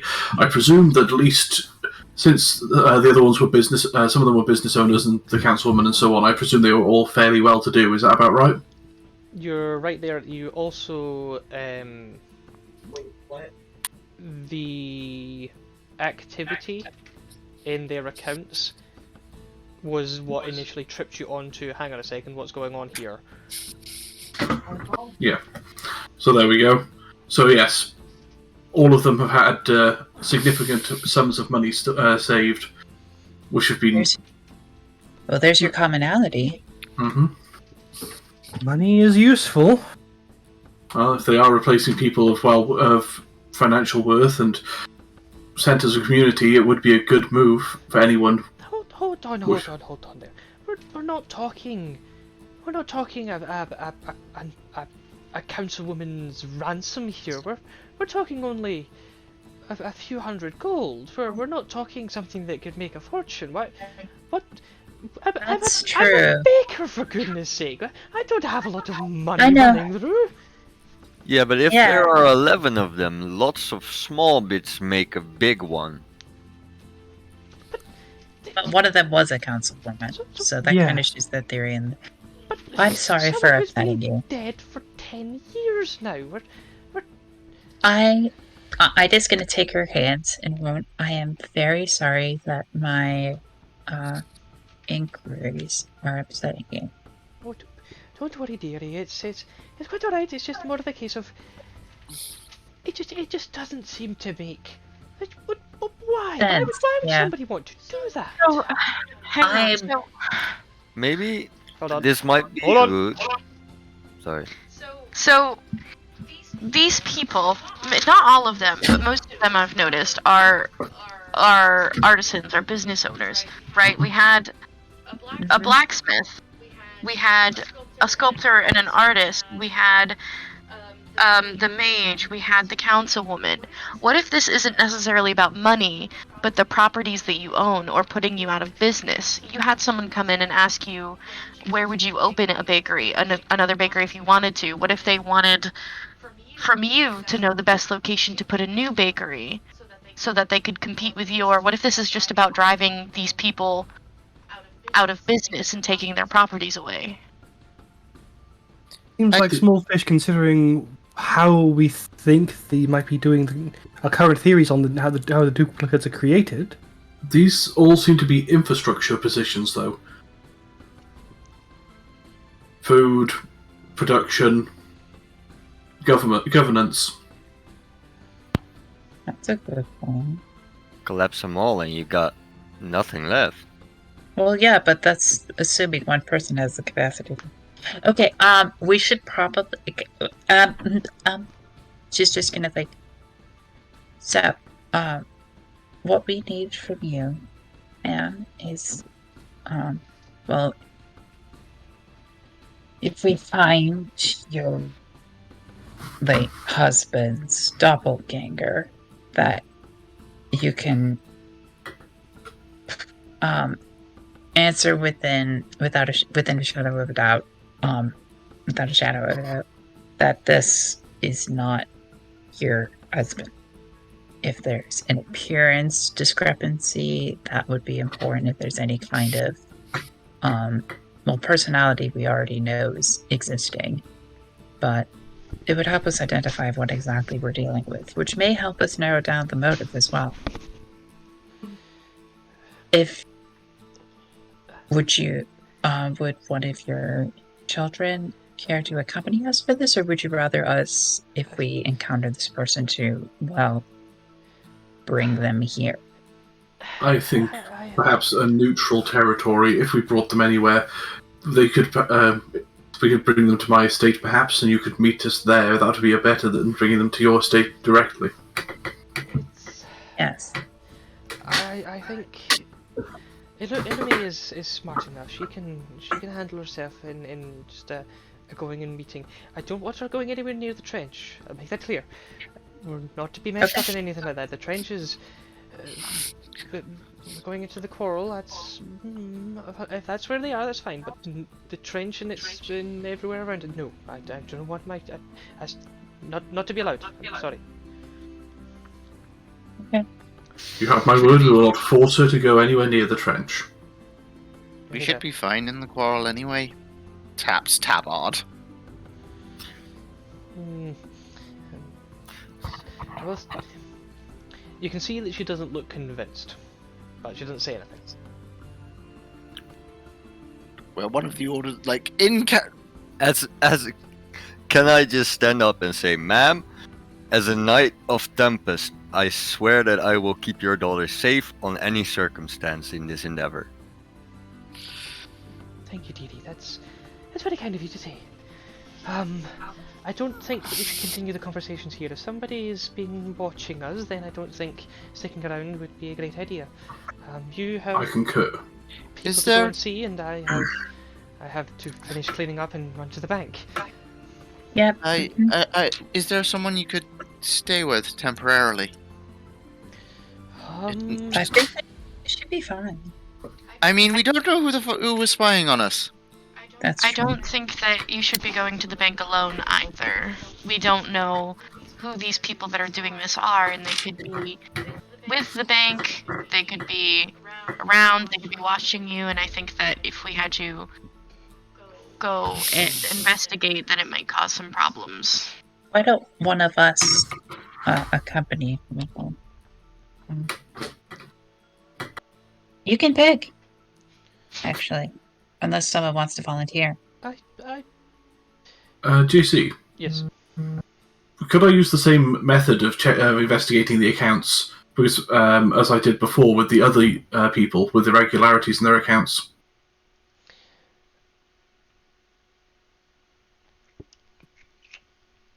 I can certainly try. I think previously then it would have gone through my servants who would check that sort of thing. What would you like me to do or check? Because I can obviously send a message or... I can't really see. Okay, that's fine. It's kind of like a way of we have this difficulty, and you are free to use whatever means you think would be to figure it out. I can't Applicable, suggest yeah. a way to help figure it out. No, that's fine. That's absolutely fine. If you want to have your peoples continue to do a little bit of digging and see what else they can dig up, that's fine. There's no problem there. Yeah. I can't say specifically what place they need to dig or how to dig. That's fine. What I'd say then is, my people have been able to come up with discrepancies in other people's accounts before. With direction, since we suspect there are issues with this account, I could have them look into it. Potentially, if nothing else, it'll look like me looking into it, and not her worrying about it. If nothing else, it'll do. If you think that's a wise course of action, then I can understand. Do I need to sign anything, or are you connected with the bank in some way? I have some contacts. If I need anything, one of my men will be in contact. A man by the name of Walter Keenseeker. He'll come down with a formal letter if anything is required. But We will do our best to make sure that you are not troubled by this matter further. And I will try and direct any potential repercussions from this towards myself. I hope you understand. We don't mean to trouble you. Thank you. I think that is that'll be very helpful. Thank you.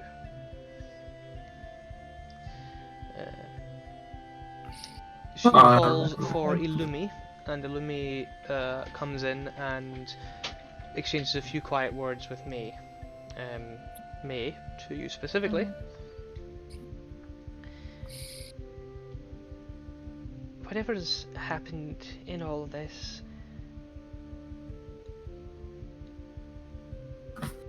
do you... If you think your gods, they don't this, right? They're not this? No, they're not. Of course they're not this. Is that what you're worried about? Do you think if this is... Well, your gods take them back if it is your father? She nods. You can see there she's really close. A lot of emotion held in her face. Give me a second. So she's asking if it really is her father, if Shanalath will take him back. When all things are said and done, will he... If it is her dad and it's past his time, will Shanalath forcibly take him back?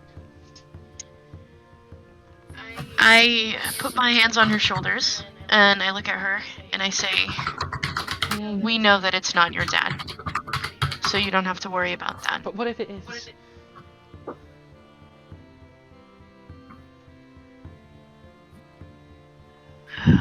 You can see that she's... This is a desperate hope. If it is your dad, then he will not be the same. Death does things to people. It changes them.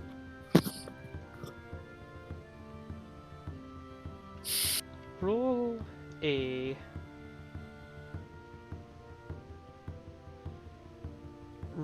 a wisdom persuasion. So roll, add wisdom, then add persuasion. If there is any add. I don't think I have persuasion. No. Okay. 23? Just all of my wisdom modifier? Yeah. 23. 22, sorry. It's not the way you say it. It's not the way that Misty can string words together to create such elaborate meanings and manipulations. It's not the sincerity of Gerd and his tactlessness. It's, you know this. You understand this. You're friends with this person. You say the things that they may not want to hear, but say it in a way that they'll be able to accept. And you see not a deflation, which is certainly what you were afraid of, but a shift. There's a pain there, a deep wound, and for all her enthusiasm and life, this clearly is something that she's perhaps never thought she had to deal with again, and that old wound is reopened. And your friend just needs you to be a friend right now. I'm gonna give her a hug. She holds you. It's for a long moment. It's long enough that everyone else is ready to leave by the time that you two end your embrace.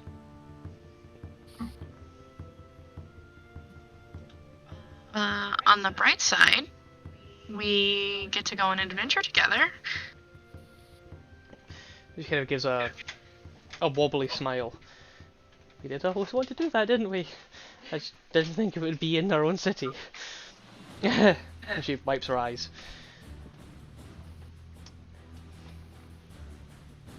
Oh, I'm sorry. I I I forgot all about this. Someone was asking for you at the sanctuary. Was it Irma?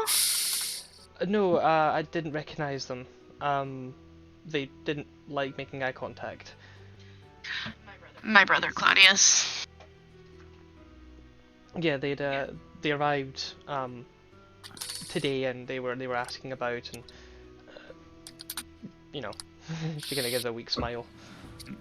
Well, that's another helping hand. Maybe we should go get him. And I look at everyone else. That sounds like. Are you? Well, yeah, that's probably a good idea. I'm sure he won't mind us dragging him Is it- into another problem. Is he still at? He still owes me like at least 3 favors, so it's okay. But is he still at the sanctuary?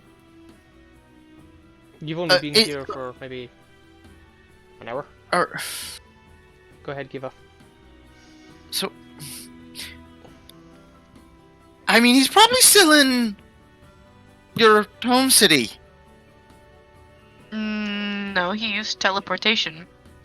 And it took us a couple of days to travel here. That's true. Yeah. I'll Okay. ask him.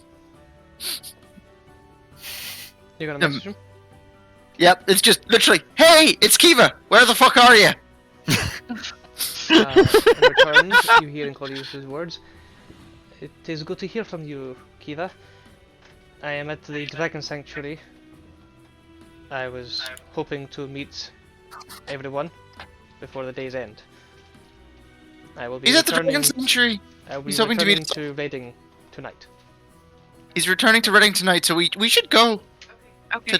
The Dragon Sanctuary, which is the. And so Kiva goes, it's this way. Wait, no, that way, and then heads in the correct direction. Actually, Kiva, it's that way, and I point in the third direction. Fuck! God damn it, I've never been there. I don't know why I'm trying to lead this one. I'm gonna walk up to Kiva and I'm gonna say, I knew for sure it was that way, and I point literally the exact opposite way of what we're going. As I told you, the city is a maze. Kiva, up here!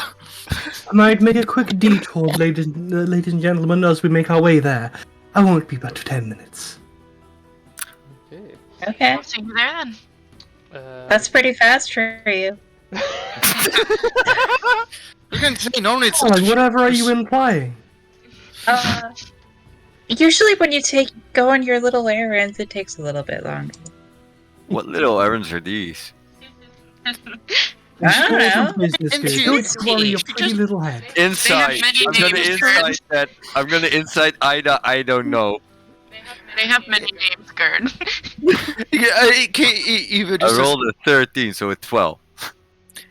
She She's likes to go completely for- genuine. All right. She You have likes no to idea. go for enthusiastic walks. I get that reference. You mean work out? A cold She shower. likes to go and, for enthusiastic walks. a cold shower and a brisk run around the playing field. What? For the sake of brevity, I For the sake will of brevity, ask- What are you doing? Misty? I'm going to buy some bits. I'll just send you a list of things I'm buying. Okay.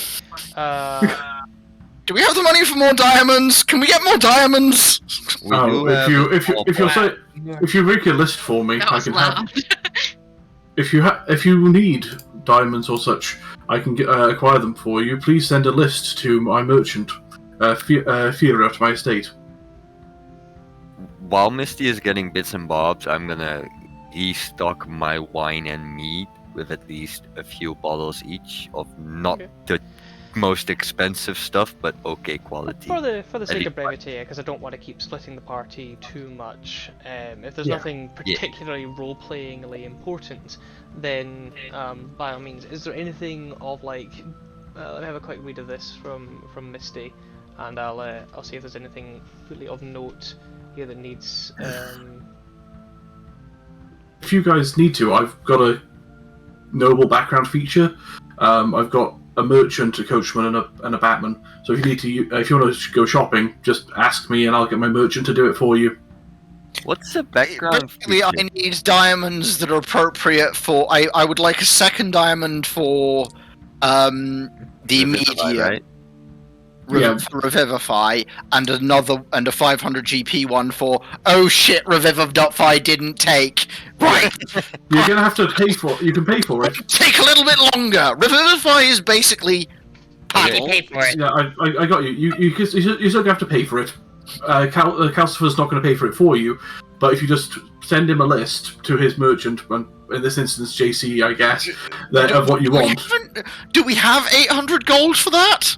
Okay. No. I don't Well, think we do. you yourself have an approximate amount of gold, and we have 225 gold in the party fund. We do have gold that we never distributed. Oh yeah, I have a separate party fund of 100 gold. Good, just put that into the party Yep. fund. Oh, That's I'll where take it on did We it? my have 325 party fund, Yeah, and so we had we the 1200. yeah, I'm but we pretty sure gave we did Claudius 200 Yeah, and I guess we we Driveway, so we got 200 each. yeah. Well, we we each each- put a certain amount Hold into the on party there, fund. guys. Jasmine is trying that's to it. tell you what's going on. we had 1,200. Gave Claudius 200 because he helped us. That would have left 200 for all of us, but I suggested that we each put 50 of that 200 into the party fund. So we'd all have 150. hmm That's why I said you have an extra amount of money. Okay. Oh, wait, then I So we have miscalculated 100, party fund. 150 gold, and then can I just sort of go to the others? Can I dip into the party fund to buy another diamond for Revivify? How much do we have in the party fund now? 350. 350. You, Yeah. I will say at this juncture, you do have some items that you do not know the prices for, Good. as well as Yeah. some things that could be sold there. Also, on the note of Revivify and Raise Dead and things like that, there is a slight variation in my world on that. There are items that are known as hero flowers that can be used in lieu of diamonds. I believe one of you might have that somewhere in an inventory. I do. That is what that is. Alright. Good. Not that anyone's mentioned that to Kiva. Nope. I didn't know what it was. Yep. I only really have stuff. Oh, and remember, everyone got 100 GP from the from the backstory quest that we all technically did, but none of us remember. Oh, yeah. The backstory quest that all of you did. Oh Hey, yeah, you I weren't re- there for that. I remember perfectly. You fooled me for the first time with that stupid illusion, and I tried to fight it, and then you all laughed at me, and then I got hit by a boar. I didn't laugh at you. It sounds like you met in No, a very okay, you eventful didn't manner. laugh at me. You might have sniffled a little bit, Ida. But you did react first when I got hit by the boar. I'll give you that. There was a boar and an illusion. You'll have to tell me the story sometime. Didn't I Actually- just do that? As I said, we were having a campfire. It was the first night. Misty made an illusion of a dragon as I was about to head off to take care of some business. So I got jumped and fooled, and I tried to attack it. And then once my sword pierced right through it, I went, "Ha ha, very funny, Misty," as I turned around, and she was laughing. And then suddenly this giant bull, it was like twice the size of me, suddenly just appeared behind me. And I thought it was an illusion again. Turned out it fucking wasn't. Okay. So, you. Was like a lot of like some real bullshit there. Clever. So, Missy, are you, with what I've told you there, are you going to separate from I the actually, party? yeah, I don't need to, so no, I'm not going to leave. I thought there might have been a small level of misunderstanding because we're so Yeah, for, yeah. for everyone's sake, we're doing a new mechanic with something, and it's up to Misty when she wants to reveal that. So I'm not going to say, but there was a misunderstanding. Clarity is now been done. Misty does not need to go off and do some shopping. Yes. You all make your way down to the Dragon Sanctuary. The Dragon Sanctuary is an immense structure. It is also an immense level of underground in its structure. The building itself resembles that of flying wings, Its open-aired central point reminds you, if you were to see it from upstairs, a squared building with a central plaza. Instead of the plaza being open to the air, it is sunken deep down, almost in a spiral. Various points across it you can see levels of young dragons in training, in fighting, in combat, and the people who are training them in various levels of enthusiasm and energy. All around you can see creatures great and small coming in. As you come up to it, actually a great dragon, a large dragon, you're not sure of the ages except for perhaps May, comes down, and this is perhaps the first time that many of you have ever seen dragons, at least of this scale. Gerd, you might have seen a couple of them in the City of Glass. Dragons are one of the rarest things on Arolis. Their numbers were nearly extinct. It was due to the sacrifices of a group during the God Plague that allowed for a number of clutches, nests, and young and ancient dragons to escape, and from that the population has pretty much rebounded from just them. Very few other dragons lived through the God Plague. Okay? Dragons are still sentient in this setting, right? Yeah, they are sentient creatures. As you arrive, this large obsidian-looking dragon is having a conversation with what appears to be a very large Goliath. That's big. As their That's really big. As the conversation is taking place, your eyes are drawn to a, for lack of better words, a cafeteria area.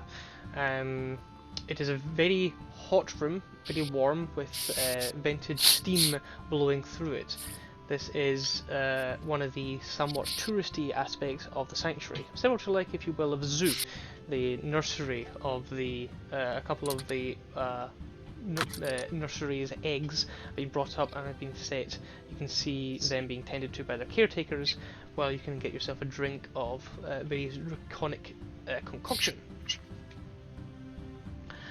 One person is currently there that you recognise as Claudius, though he has not recognised you as he is currently watching the dragons coming and going. But the other person that recognises you is dang, I can Zipper, where are you? Please be the dad. Please be the dad. Please be the dad. The dad? Oh. Felix? Please don't Please be be Felix. Please be Felix. Please be Felix. Is a Goliath individual who seems to be walking towards you as you're coming to an enter. They stand at, as you would expect of a Goliath, in the region of the 7-foot region. Extremely broad of shoulders and slightly bowed of leg. Many years in the saddle have clearly left their mark.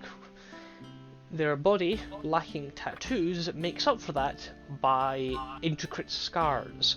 Acid burn, lightning scar, and fire blister all make a mosaic of the life living and working with dragons. Their hair, which is mostly singed away on one side, does run quite thick, though you can see wisps of grey in them. And a great booming voice. Me, Kihon! You think you can get in here without saying hello? I just got in here! Well, where's my hello then? Hello? Ah! And he comes over and grabs you and just and it's May is an affectionate individual, but this is bone crushing in its hug. You know, it's just squeeze up into the air and puts you down with it with probably too much force. The knees shake a little bit. Oh, you look so good. Where have you been? What have you been up to? It's a long story. Maybe we can talk about it tonight over dinner. Well, spin the tales over some dragon's ale. Come! And he starts dragging you away from Claudius. Wait. What's wrong? I'm here to see my brother, and I motion to Claudius. Oh! He punches his heart. Oh! All these times, Of course. working so hard to train you, taking you in, and I'm not I'm even here to get see you too! Oh, the woe! Irmo, be careful. People are going to think you're soft. You're supposed to be Goliath, and I pat his chest. Everyone knows I'm a big softie. Gerd has the biggest smile on his face he has ever had since I need to- any of you knew him. I need to talk to Claudius first because he's going home tonight, but we will come see you after we're done. He kind of waves a big, this is a big pudgy finger, you know, it's probably actually more like that. You know, it's a big pudgy finger in your face. You had better, young missy. And hear anything Because but I that? can't And because I can't resist, I'm gonna say, oh, by the way, meet Aether. And gesture to the ghost dragon. And you just see like that kind of half step back, bends down, brings face really close. You're absolutely beautiful. Give me your little creature. He kind of like goes after, and Aether, realizing this is just going to be a lot of fun, starts skipping around, and Emil blanks the rest of you and bowls over. Roll a d6, Jasmine. Six. Which one of us is he gonna jump straight through? Unfortunately, Ida, it was you. Both straight through you as he chases after Ida. As he chases after Aether. Oh, come here, you little thing, come here, like, so cook it. And you can see Aether, like, having absolute enjoyment at being so loved. He's all over the place. Well, now we have a couple of minutes to talk to Claudius. Good move, sis. Is he always that enthusiastic Yes. and loud? Yes. You have to be when you grow up in a place with hundreds of dragons. I can respect his enthusiasm. It's always best to do something you're passionate about. There are worse words. It's just a lot louder than. For those that watch him, Aether begins dashing in and out of the various subterranean caverns, and he kind of like comes up to the edge of the cavern, turns around and ducks down, and the tail goes wiggling around, and Emil goes, "Come here, you little, like, let me love you," and just runs into another cavern. And you can see a lot of people are like just despairing, but they're not stopping Emil for whatever reason.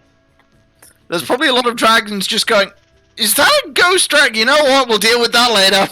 Yeah. Ghost baby, ghost baby. A lot of the younger dragons begin following in the chase, and banging, crashing, screaming. People are moving out of the way. One of the adult dragons just looks over, and goes, and goes back to the conversation. Looks over. This is fine. This is Looks an over and get out acceptable the level way. of chaos. Not Far too my much. monkeys. So you make your way over to talk with Claudius. He, being Claudius, and slightly more reserved, shall we say, is looking somewhat out of place. Have I just frozen? Everyone else has. No. No. No, Every other No. person's camera has frozen on my screen. Oh wow, it's fine. Okay, for us. you're moving again. That was. I'm just gonna say this right now. Ida had like this really serene smile, and you just look over and there was Luke going.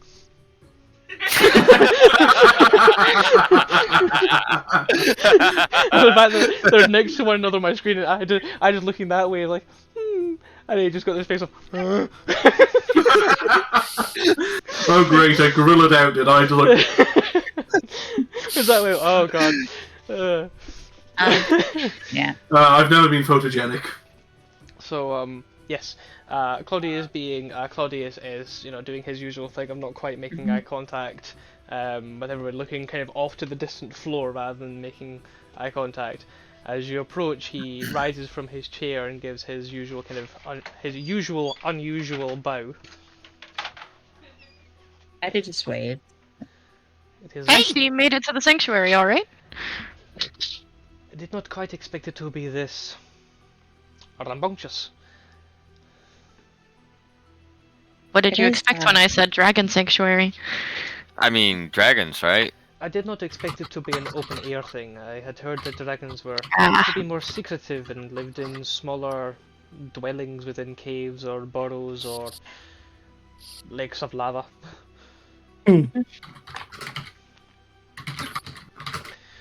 These dragons have learned to trust us. Some of them even bring their eggs back for us to take care of. That is. I do not know what to say to this. Hey. Anyway, any gestures Are all to the seats. Take a seat with me. That's a Are good all of you question. this weird?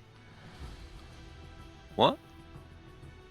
Well, like, Gerd has, like, suddenly it's like he's Alahar Gerd, right? And then there's May, who's, well, she just gestures around. And then Claudia's you. Are all of you that weird? What what do you mean Weird. I believe that all of us have some level of title.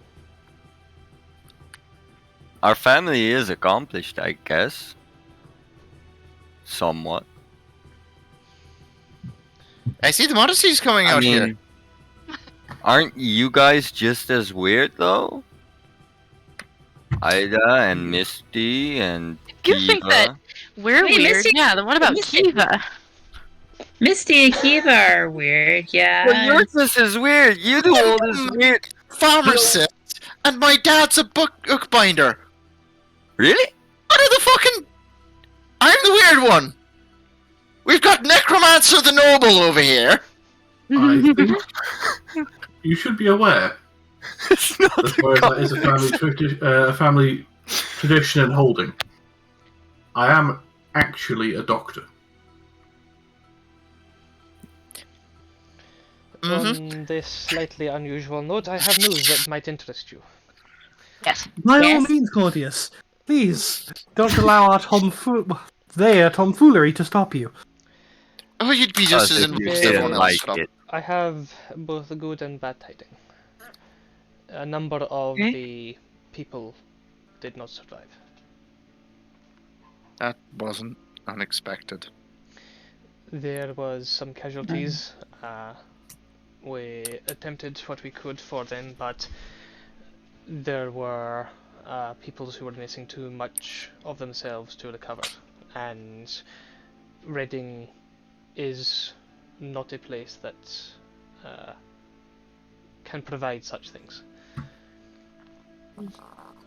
We transported them there as you instructed, and as instructed I have come here.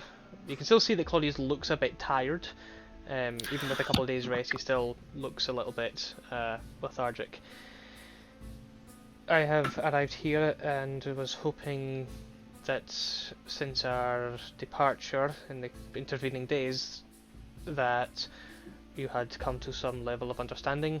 If so, I can bring the peoples that survived to here to return to Kimborough. They've abandoned Kinborough. We brought the refugees here. Do you know?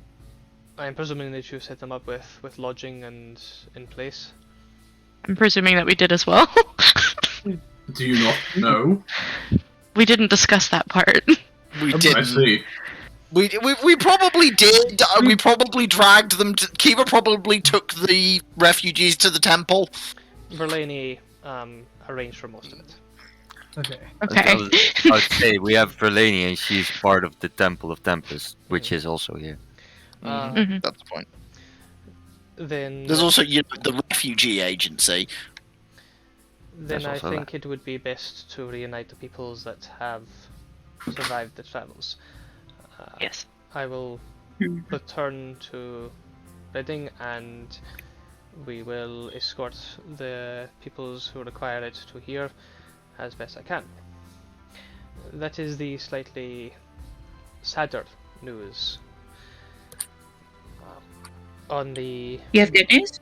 brighter side of news, there has been, thanks to that which I had discovered within Thelud, I have uncovered aspects of magic. As Go some of on. you know, I had been experimenting with the soul rune, that mark upon which we all reside, and that links us with our magical tethers. I went into what appeared to be some form of ancient laboratory or testing ground, and I think I understand how the temple's guardian functions. Okay. Is no more. or as far as we know. We know that the Buren have it. We don't know what they did with it. Well, it would seem that this was a trial and error process, and in so doing, the creature is... It is called a Melocus. It is an extension of somebody's soul implanted upon another.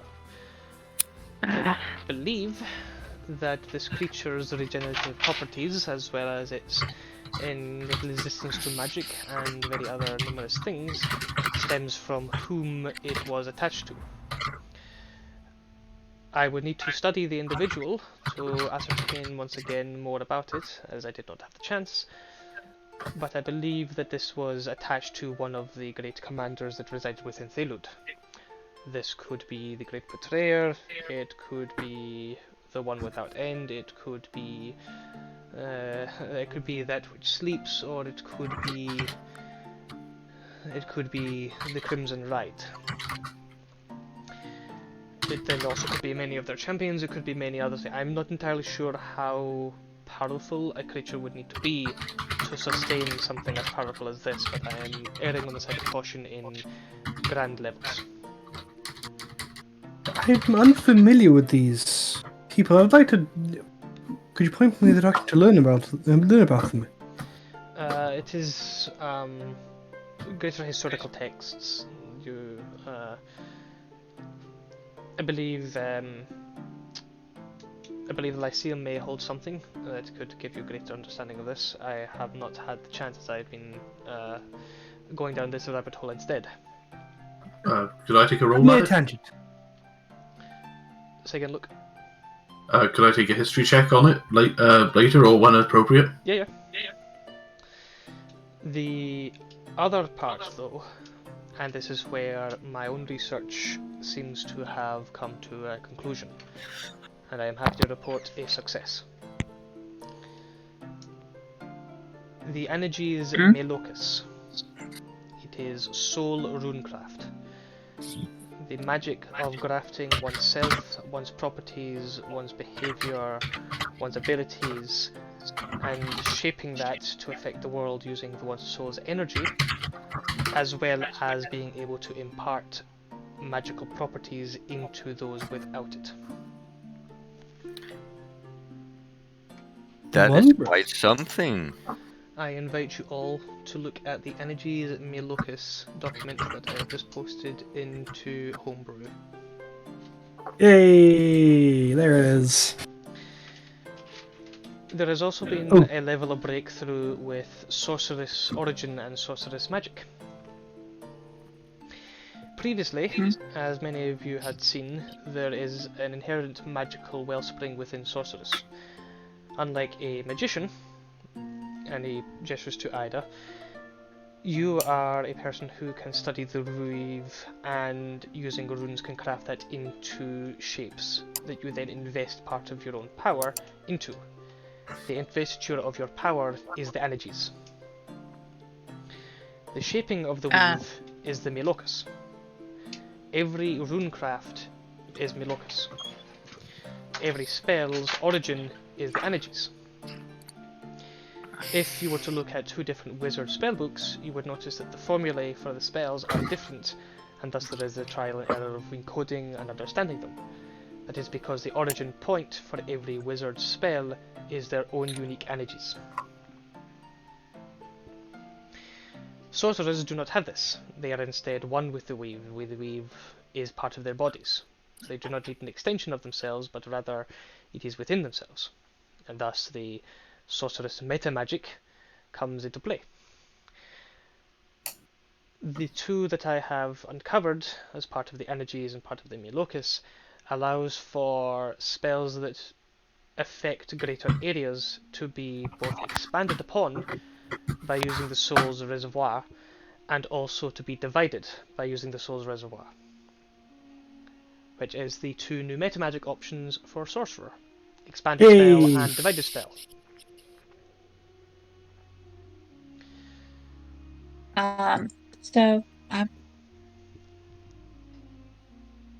as I understand it, you are...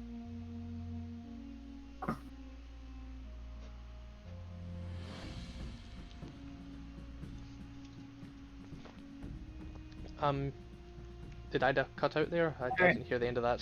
No, I lost your train of thought. I was just like... Take a Nice. moment, everybody, to have a read. There are 19 new spells available. If anybody Whoa. wishes to exchange a spell for one of these, feel free to do so now. Some of these are awesome. Hold on, what spells can I take again? What's this spell? You can take wizard spells, Robin. Yeah, but there's another limit on it, isn't there? Yes. Yeah, I have you to can only be take abjuration, I think. Abjuration. And Abjuration and evocation. Mhm. Evocation, okay. Abjuration and evocation, okay.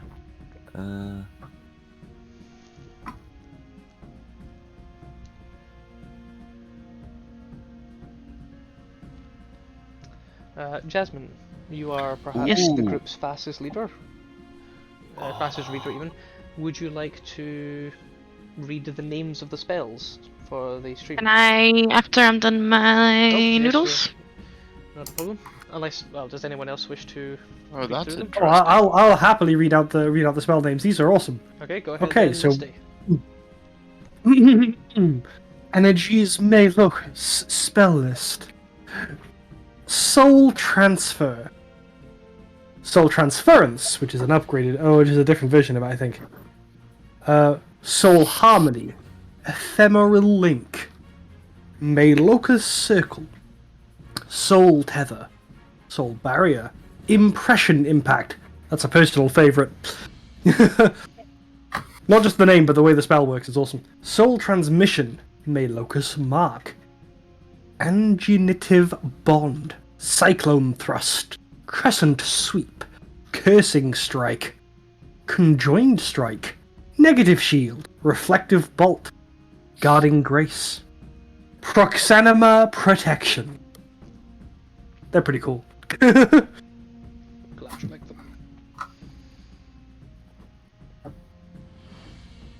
As I say, feel free to swap them out. All of these spells tend to fall under 3 umbrella factions. Melocus is all about giving other people certain properties of yourself. Energies is about using your resources to someone else. And then there is synchrony spells, which require the casting on somebody else to activate, which are the nebulous strand between Melocus and Energies.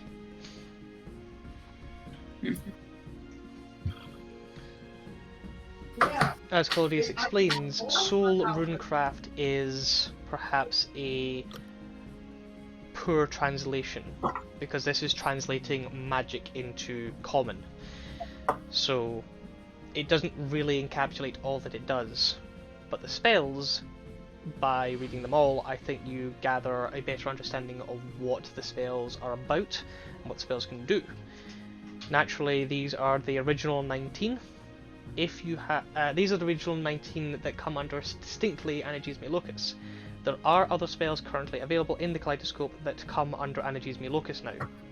There is a 5th level spell, I remember being a particular like of some people, where you cast it upon a martial class and their weapon attacks deal maximum damage. That would become an Energies Melocus spell.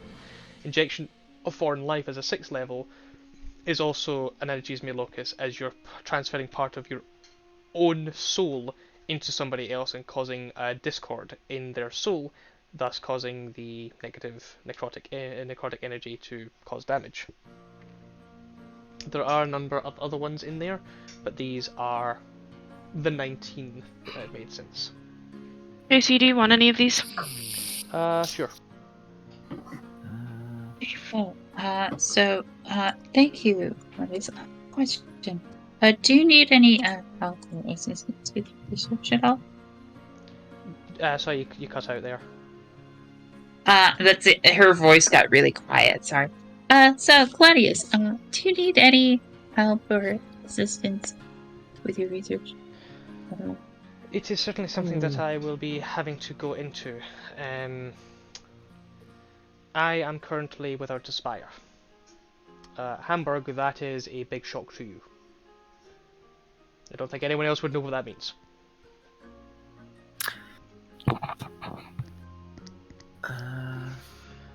I will. I literally do the open your mouth, close, open your mouth. Could you? I'm sorry, you're without a spire? This Based on- is an entirely new branch of magic. It has either been lost or it has been recently discovered.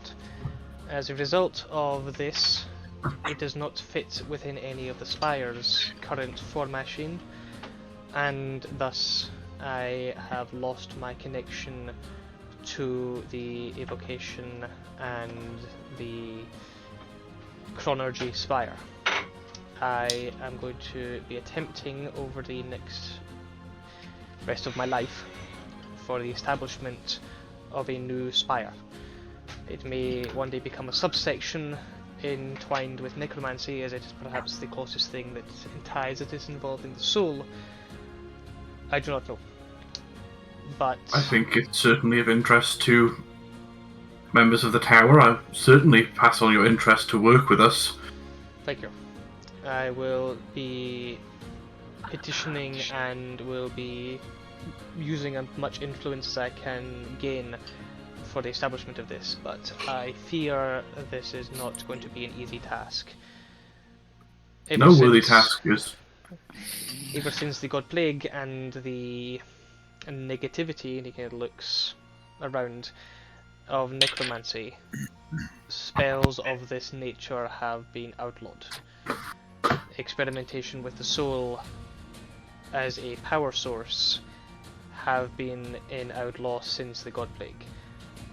I am currently no longer welcome within the Lyceum's current establishment until a board of review by the Arcanivist High Order is to convene and discuss the merits of this spell casting. I see. Well, I have many questions on the transmutable qualities of the soul. I was actually discussing a theoretical and theological matter with our compatriots previously. If you could find it in your time at some point to drop by my estate, I'm sure we could have a lengthy debate about the matter. It would be something Where I are would you- enjoy. Where are you residing currently? I'm residing within the Kihon estate. I see.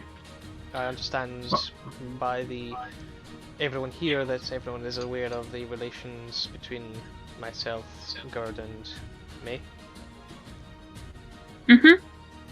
Yeah.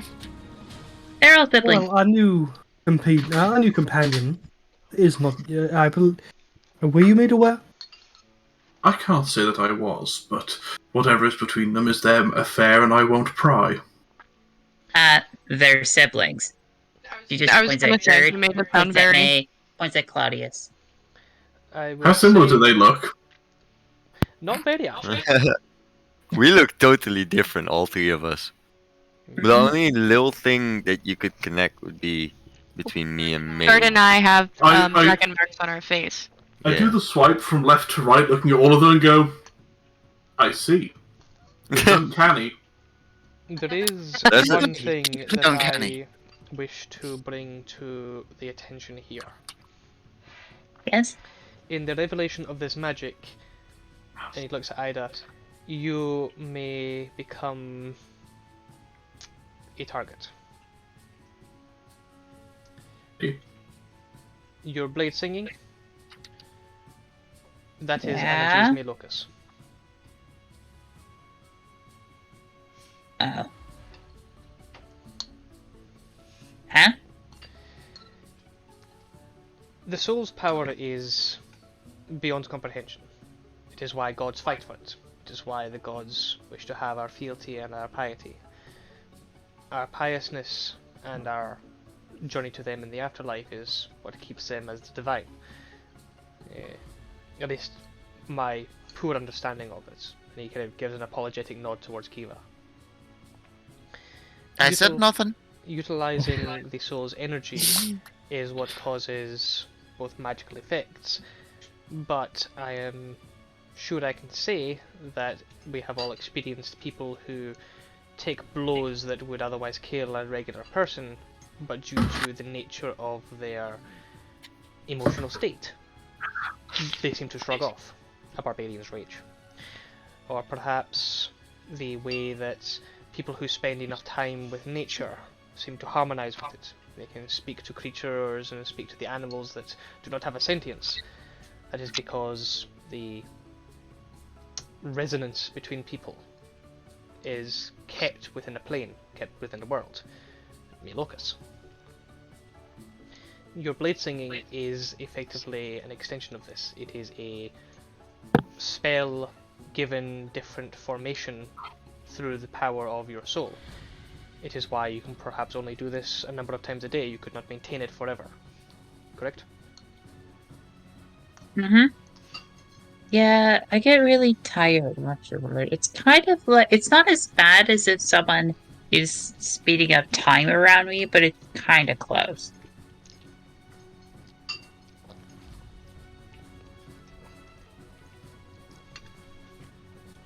Then is why I am giving some level of warning.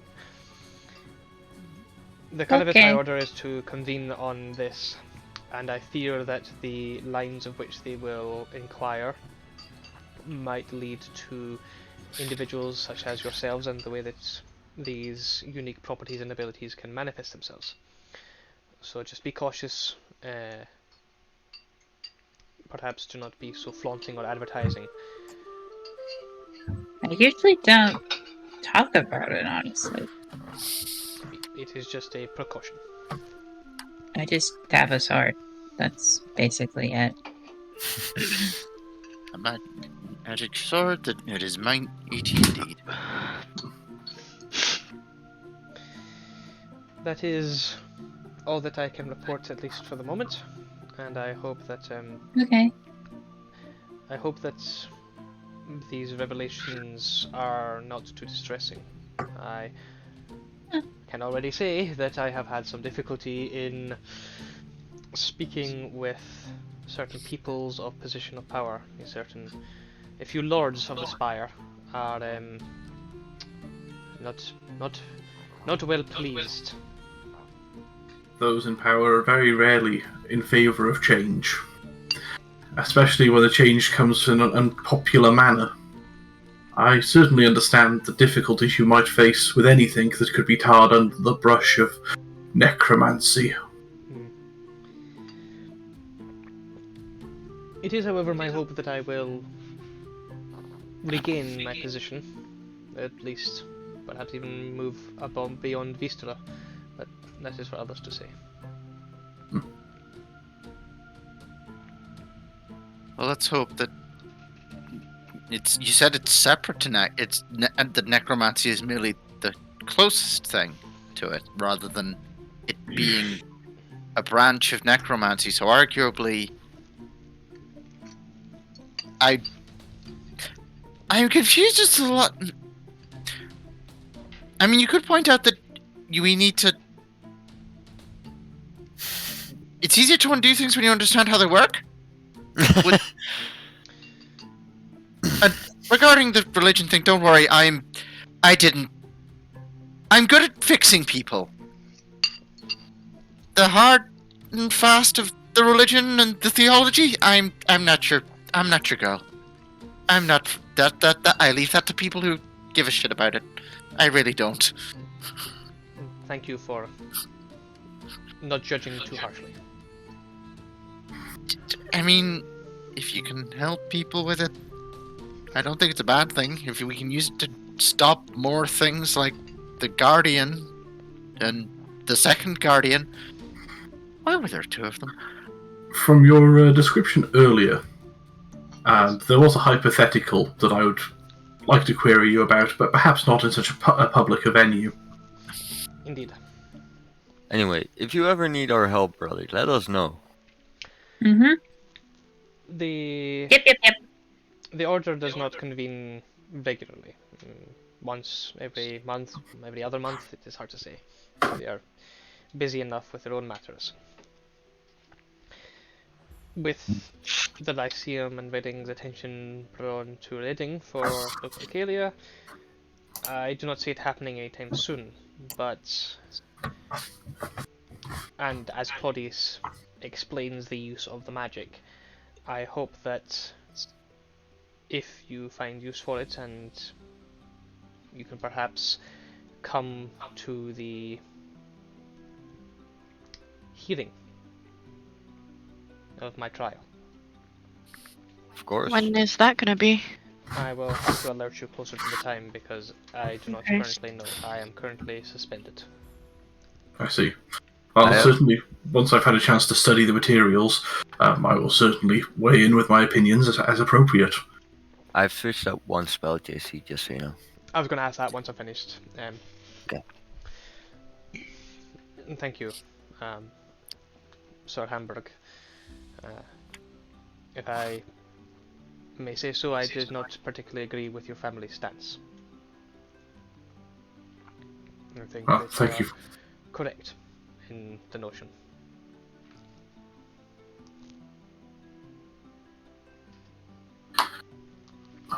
Thank you for your kind words on the matter. We will see how things go, but I respect your pioneering spirit on this, and I wish you well in your endeavours. Thank you. Then, Regardless of all these questions, it would seem that he kind of nods towards where Aether looks exhausted and Irmal is currently just petting him and tickling him, and Aether is like both enjoying it and going, no, go away, it's just, I want to sleep. You might want to rescue your dragon. I will need a private word with Gerd and May before I depart. Okay. I'll go rescue Ether. in which case I will make ready. And I'll start to leave and collect my guards. Are we going? So we're going to the quarrel tonight. I believe so.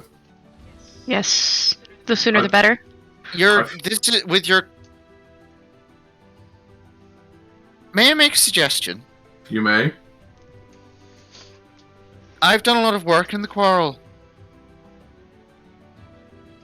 Turning up with 6 weird moving guards, given who tends to end up in the quarrel, you might do us more harm than good in terms of if we're planning to talk to the people in. You're already kind of... To further that note, actually, I thought I might be of some assistance. After all, I am particularly well suited to talking my way through with people. That's reasonable. I do trust your expertise in these matters. As I said, this is not an area I've got much experience with. I tend to stick to matters academic over matters of sleuthing. The quarrel is... It's where the people who don't have much left, and nobody will help them end up. It's why I've done a lot of work there. It's why the Order's got a huge presence there. I once sent it. Also, word of advice, watch your purse. And try to... The signets should probably not be on the I'm hand. actually dressed down. But you weren't here for this. Before we left, I made a point to go and dress down into common clothes and remove insignia and such. Oh, okay. I think Eva was having in and out issues. Yeah, it's not a problem. You weren't there at the time, but before we left, I made sure to change into travelling clothes instead of my resplendent finery you've seen me in every other time. To be fair, I haven't actually seen you in your resplendent finery. I just assumed because you're the noble. No, it's fair. It's fair. But no, even I'm not foolish enough to go into a place where people who have less than a silver to their name would probably do horrible things to me for clothing worth 15 gold per form.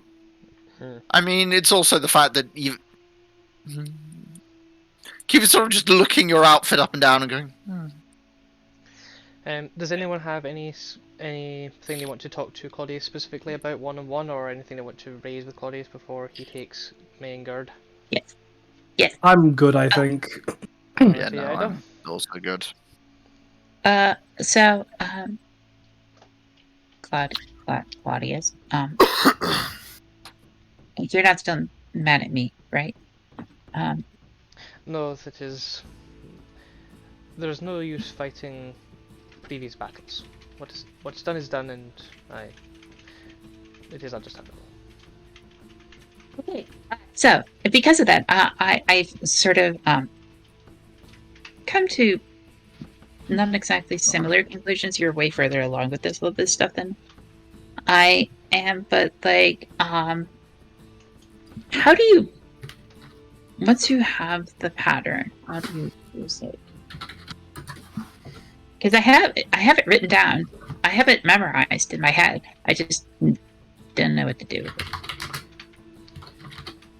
How do I like? How do you incorporate that into things, into spells, into magic, into what you do? That is individualistic. I will say that roll an Arcana for me. Sure.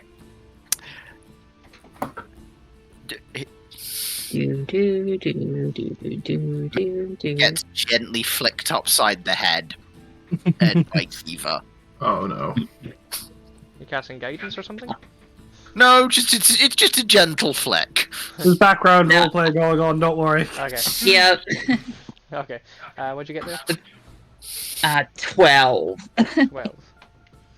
Not good. Okay. Claudius begins explaining it in a very Lyceum academic way.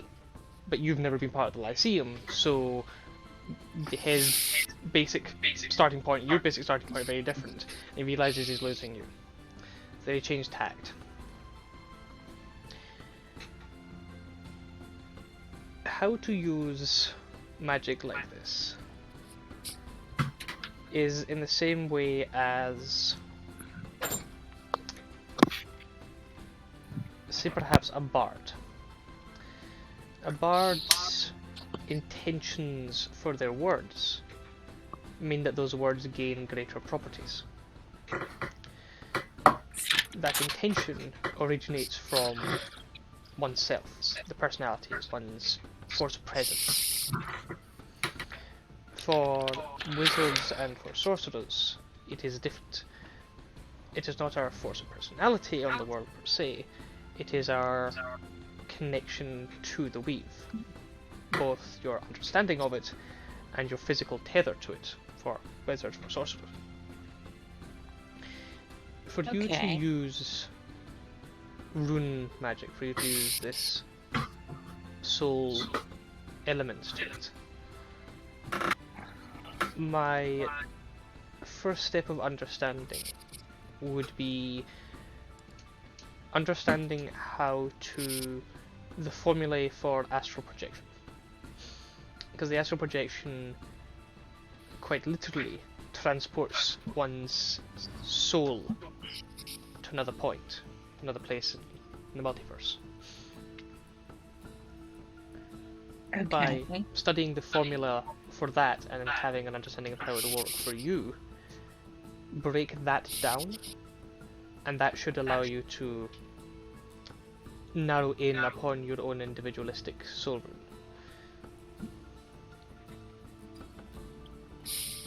Okay. I think I get it. Another potential avenue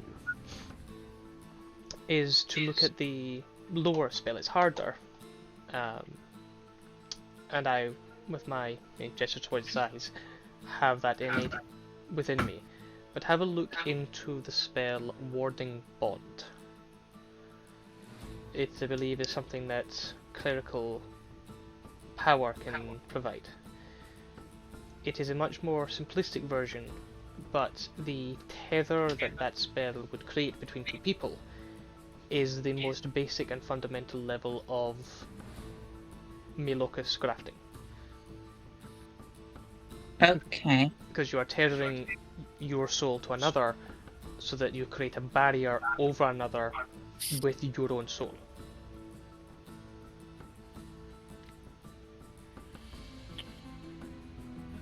Yeah. Okay. I think I have a few things I can work on now. Do you need...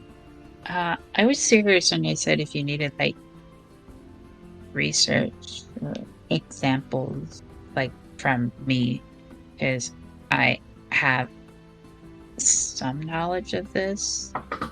If you need just, like, another example for proof of concept, I can help with that. That would be extremely... I would be extremely grateful for this. The best I'm way still that kind of... you can help is to... just the spells.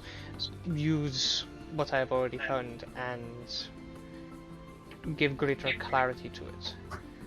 I am no wizard. I know this. I am no combatant. My brief once, and once was enough, excursion with you proves that I am no combatant. These You did spells... great. These spells are... They need to be tested. Okay. To test I them can- and to take notes, I can do that. understand them, then that would be great help. Mm-hmm. Thank you. Okay, I can do that. Will do. Thank you. And, thanks for not cutting my head off. And simply because I have the eyes of a dragon does not mean I have the teeth of them. I didn't mean literally. Like, never mind. I think you're joking with me. I'm not sure. Okay, well, I'll let you, talk to your family now. Bye! Thank you. Any other people, or should I jump to May and Gerd? You're good at me, good. Okay. May and Gerd. Yes. Cody's kind of having drawn Ida aside. You two, when you see her disappear, he gestures for you two to come over. He reaches into a pocket and pulls out a unusual looking clasp and holds it out towards me.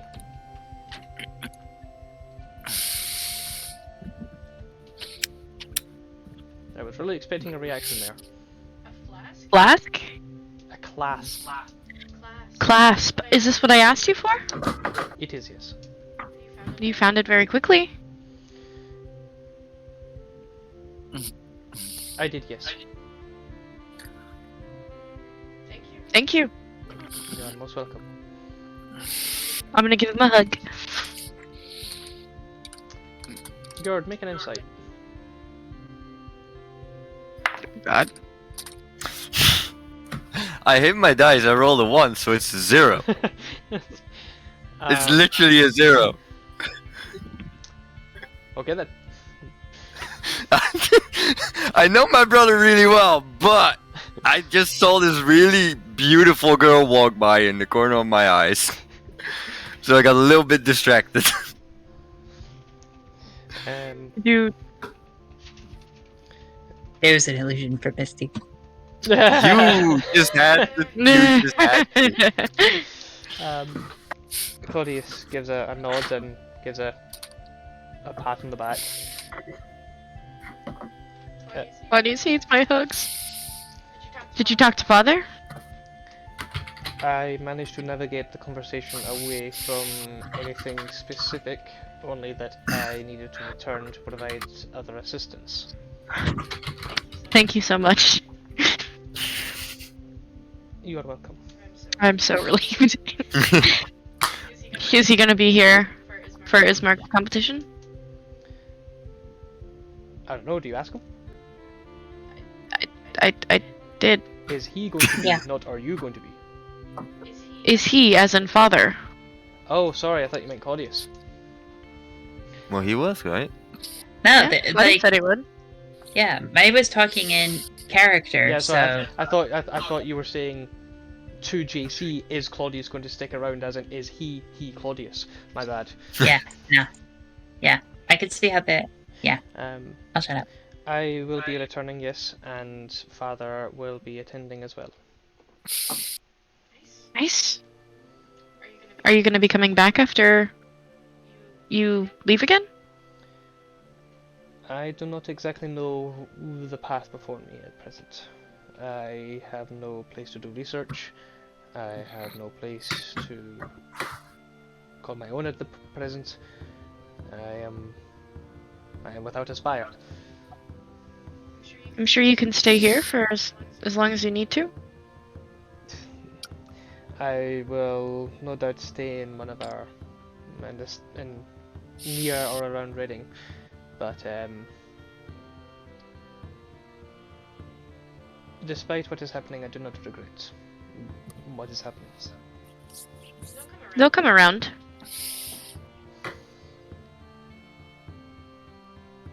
Make an insight, May. Oh. Insight. Way to have the insight's amazing. Yeah. 21? 22? 22. So It's different from a 0. I would say that Kiva, with your passive perception and passive insight, you actually, with your passive perception, could you roll me an insight as well, Kiva? Okay, 1 sec. Don't fuck me, paladin dice. That's a 16 on the dice, which adds up to much more than a 21. Oh, really? 16 plus 9 is 25.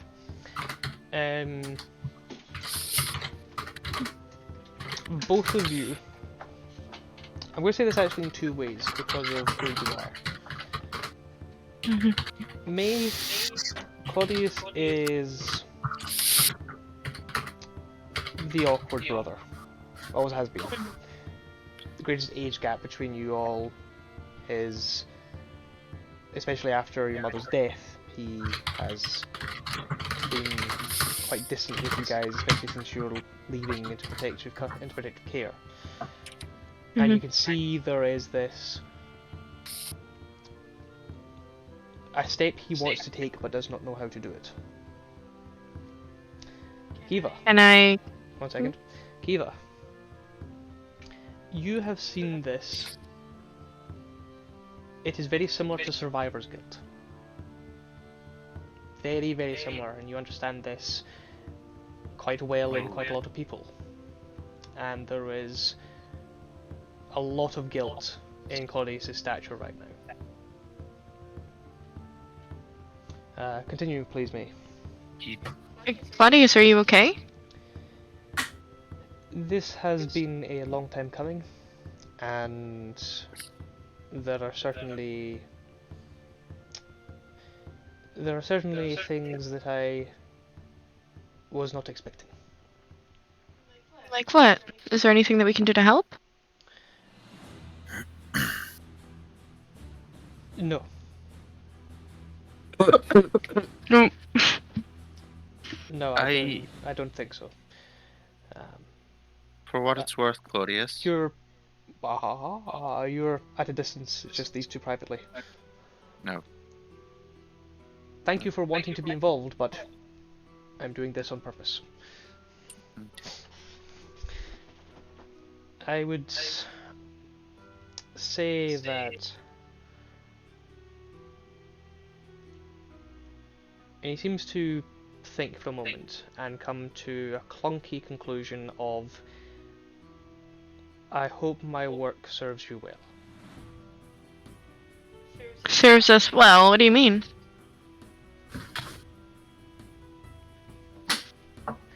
I do not have the words. I just hope that the magic serves you well. I am sure it shall,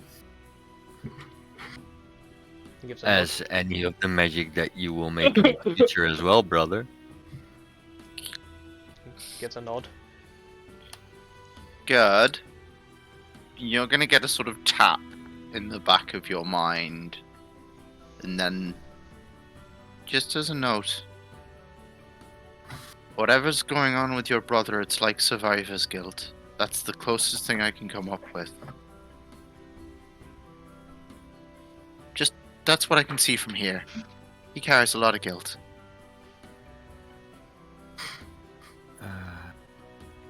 Anyway, Claudia says, I hope that whatever he gestures towards the item, I hope that this is useful. Yes, there's one more thing that I need to ask you. Okay. You know a lot about souls, and Aether well, he is a soul. And I've been trying for a long time to figure out how to get him back in a body, like to make him a dragon again. And I was hoping that you would know where I should go. He cocks his head slightly. Where you should go? In what regard to, like, a place, or If like you know what I should do to make it happen, if there's a specific place or person that I should go to, like some starting steps, because right now I'm completely lost.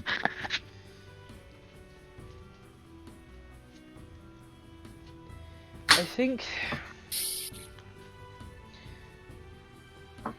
I am not a particularly religious individual. I have my own faith, and I do not advertise it too frequently, but I would say that if a soul has the ability and presence to maintain itself independent, then I would suspect there is some form of tether. It is the entire point of a Melocus. Figuring out where Aether's Melocus is would allow you to do more than just his soul as an essence. What could this tether be? Is it his body? His remains? I do not think so. A Melocus is a rune, like any form of magic. Now you wave his hand and a minor illusion shows up, and he shows a string of characters. Every rune in a sequence has its purpose, and then he turns that into a circle.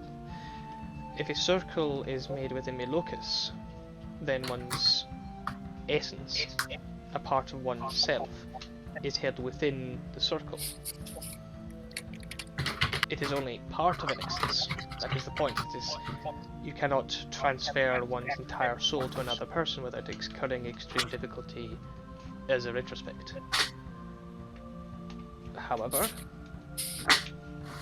if a person is dead or dying, and there was a mark such as this nearby, it could theoretically be possible for a powerful soul, such as that of a dragon, to hijack its purpose and exist as a soul is a entity held together. I feel like I'm not making much sense. What I'm understanding is that there's something where Aether died that I need to find. It may not be where Aether died. I could cast a immelocative mark on you, and you could be across the planes, and the mark would still remain because the weave of magic travels between planes. It may not be a physical tether does not mean physical like a rock or a stone or a street or a river. A physical tether is more what bound his soul to this reality? What is stopping his soul from fragmenting into nothingness? How do I go about finding that?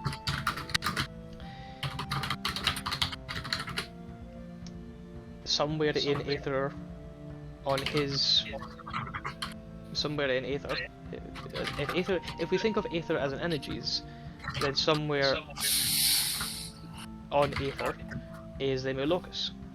So finding that mark and tracing it back, that would probably be my best guess.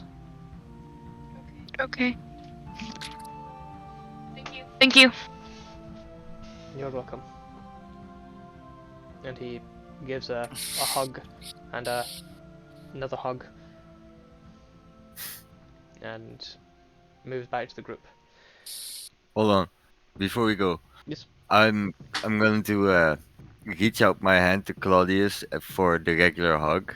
Mhm. And before I go in for the hug, I'm going to say, brother, I want to sincerely thank you for all of the help that you have given us this past bit.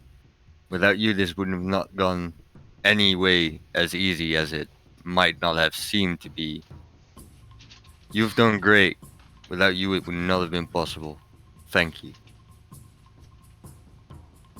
Roll If you another ever need insight any check, help. Gerd. What? Roll another insight check, Gerd. Do I need to roll one from the background? Well, this time I got a 19, so it's an 18, so it's a lot better. An 18. You give this as a compliment. Claudius takes it mostly as a compliment. He kind of chews the words a moment, and then as he kind of takes you back and keeps his hand on his shoulders, his eyes meet yours. You are my blood. There is nothing I would not do. Hmm. As there is nothing I would not do for you. And Claudius walks away. To the rest of you, he says, I feel like I have kept to your other individuals, and he gestures towards Irimil. I believe I've kept your other individuals at bay long enough. So I will make my departure back to Reading and to whatever awaits me there. I believe, Kiva, you have means to contact me if you have need. Right. And Claudius, Yes. you're doing the right thing. I know it doesn't feel that way, but you are. He kind of nods and gives a quirk of the corner of the lips. I think so too. And Claudius begins drawing out the sigil for teleportation circle. Well, as he's drawing it, I'm just saying, as you're doing this, do you mind if I just steal a glance at the sigil? I have many things.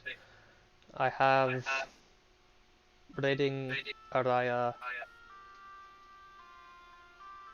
the City of Glass. Would they be useful to you as well? Any you'd be willing to share with me would be most helpful. He You. does minor illusion and shows. Yep. And you have the three symbols for Araya, Reading, and the City of Glass. Hey! Yes, Jasmine? I thought he was. I thought he was going back to like our home, and I was gonna say you might want to consult Father before you share family teleportation circle Yeah, the room. family teleportation circle he is keeping to himself. Okay. Which is why he didn't want him to let him sneak a glance, probably. This is why he's not doing the one to your home right here in the city centre in a dragon sanctuary. He's going to Yeah. Reading, and then probably when he's at the teleportation circle in Reading, he will then do another one to another place. Yeah, he's smart like that. See, I wouldn't do that. I'd probably get fucked. Just be like, time to go home. Someone's watching in the corner. Yeah, wouldn't that happen to you too, sis? Probably. I mean, I wouldn't know. I can't cast magic. Oh, don't start. And Nothing magical about those fists at all. I What mean, was that, insight? Keith? Who are you inciting? I feel like this situation, but I guess you in particular. What did you say, Kiva? Nothing magical about those fists at all. No, as I said, don't start. It's not like she can punch through a wall or anything. Even I can't stand a lot of those. That's not magic. She punches people, and I've watched. The last time she punched me, my jaw reset back into place, and it What? dislocated. What? That was not punching, that was acupuncture. You didn't use any needles. I don't need needles, my fingers are my needles. Is aren't thin this enough. the manipulation of life energies, also known as ki? Mate, and darling, with that, if I- Claudius disappears. Later, bro. I only got one word into May before we close this up. May, darling, you clearly do magic. You just master the internal magics within thyself, rather than the external expression of it like the rest of us. If I went and stood in a magic detector, no lights would ping. If we put you, Misty, in a magic detector, your face would glow. It actually would not. It literally wouldn't. Mm-hmm. I feel you like trying you're to- not knowledgeable enough about external magics to tell me I'm wrong on this. I belong to a family of mages. What do you mean? Well, have you ever studied a magic book, May? I tried to. Well, we can hold a study session, but I think Ida would be a better teacher than me, since I know only magic that I learned randomly throughout experiences. I didn't get any formal magical education in that sense, I guess. There's This time, Ida has a big smirk on her face. Well, not big. It's just like a little smirk, and she will lean whisper into May's ear. It's not her face that would light up.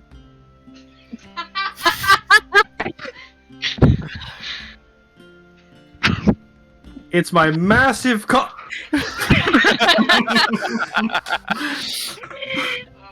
god. And then Ida just starts giggling. So What are you guys laughing about? Have you seen Nothing. that dragon?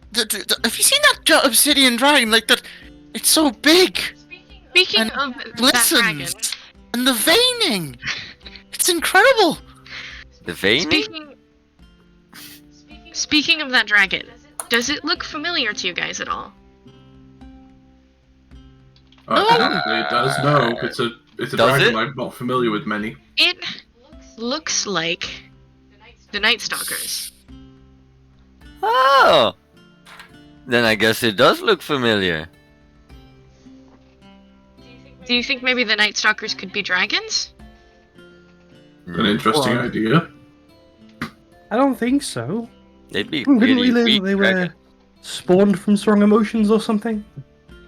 But like Aether is spawned from strong emotions. I mean, maybe it'd be an offshoot off, maybe a subcategory. They look That's very draconian. I actually can no. assure you that dragons Like- do inspire strong emotions in many. I found all The the emotion dragons is that fear. died in the God Plague. Yeah, but That's we not a faced. bad note. We They were coming faced- from Taylud. Hmm? Sorry, kid. I spoke over you. Wouldn't they be rather weak to be an actual full dragon, since we could face them one-on-one, most of us at least. But they're depleted. They're not as powerful as they were in life.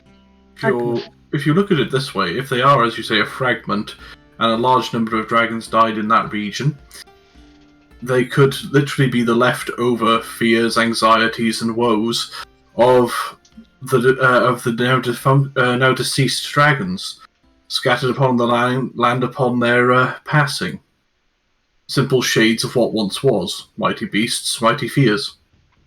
That could be. Well, That May, you could would be. know most about any dragons that have been, I think, murdered in that area. There Was there were. any? Can I ponder that, JC? Do I know, like, after leaving the sanctuary and specifically investigating areas where dragons were last sighted? 1 second. I think she might be. No, I hope. Should I wait or can I respond? You respond. I didn't actually listen to the question. I'm having 3 conversations at once. Okay. Right. I think May might be onto something. The dragons were killed in a rather brutal way. If they were angry at their unjust deaths, why a dragon soul couldn't be affected like a humanoid soul and linger, or be brought forth perhaps from the other side due to these strong emotions by some kind of magic. I can factually say that dragons are equally susceptible to pervasive negative energies as any other living creature or once living creature was or is. I think your theory holds water, May. What was the question or the theory thought? It was after leaving the sanctuary and specifically investigating like places where dragons died and were last sighted. Do I know if Thalud is a place where many dragons have died?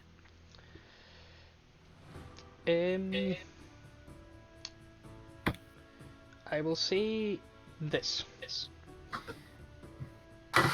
You did a ritual that allowed a lot of human souls to escape.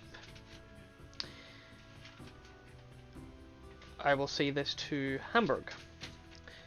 Not all souls are equal, and the more powerful an entity is in life, the more powerful their soul is after death. I will then say this as a general thought to consider. Human souls could escape because why? Does that mean that everything couldn't escape, or is it just human souls?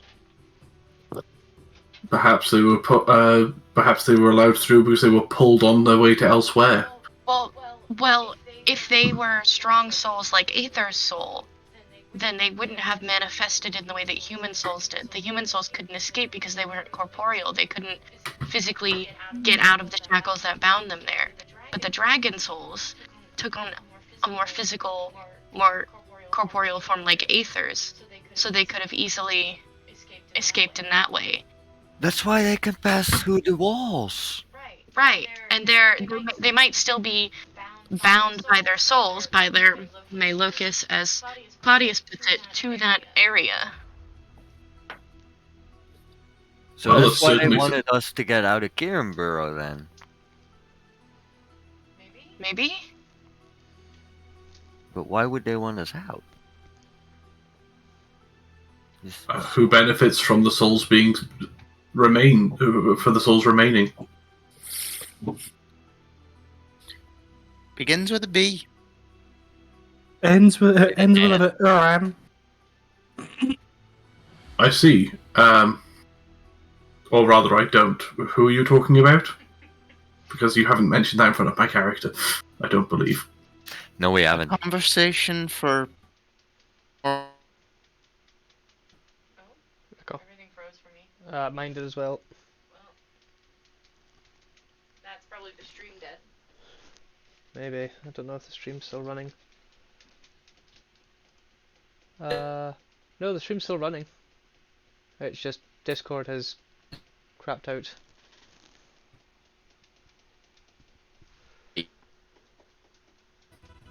JC. Oh, We cut out. Our Hello? internet did a... there we go. I'm back. The stream kept going, but Yeah, we can actually still was hear ju- you. oh, we Yeah. It was could, just we could hear you. Well, Yeah, just we're just saying Discord. we're thinking of wrapping it up because it's like 10:40. Oh no, I've been waiting for an opportunity to do that for a while. The opportunity happened whilst you couldn't hear us. Yeah. Unfortunately, yes. Go and. I think, as Kiva says, a conversation for another time. And on that note, we will probably end it there, because it has run on slightly longer than expected, but I think this has been another really good session. So there's a few things that need to be identified. We have the play of the night, the player of the night, and our piety increase. Yes. So, let's do our piety first. If somebody wouldn't mind opening up the document, because I still can't see it because Chrome is a big meanie. Achieved a personal goal. Has anyone achieved a personal goal? I think May did by getting the collar. I've just developed a lot of them. Anyone else achieved a personal goal? No goal for me. Not I really. did. I did. What was that for Ida? Well, sort of. Maybe not achieve, but like, she's been wanting to talk to Claudius again for a while about this research and how to do it herself. I would say that's So fair. that might. I'd say that's fair. Mhm. Okay. Next one. Improved or built upon. I think it's created new or built upon existing relationships. Have you got them open there, or are you just doing this from memory? I'm doing this from memory. I think better opening it up because there's quite a few. Alright. Shit, why I'll did I do pull it up. I applaud yeah, the it's, memory, but there are some subtler ones, and we might get two of them combined. One of them is definitely something to do with relationships. Okay, but it doesn't matter. It's fine. We just pull them up. Mine's loading up. Yeah, yours? Okay, then I'm not gonna bother. Because my eyes aren't working anyway. Well, while we're waiting for that to load up, Perfect. why don't we do the play and player? Okay, so Oh, I have them. got it. Just in time to not do that, Ida. Righty, so go on, ask what is number one. Completed a short-term character goal. I'd say that Claudius and May got that one. Mhm. Ida and May got that one. Attuned to a new magic item. Don't think anyone got that one. Nope. Invoke a bond, ideal, flaw, or reference to a major or minor character trait. I mean,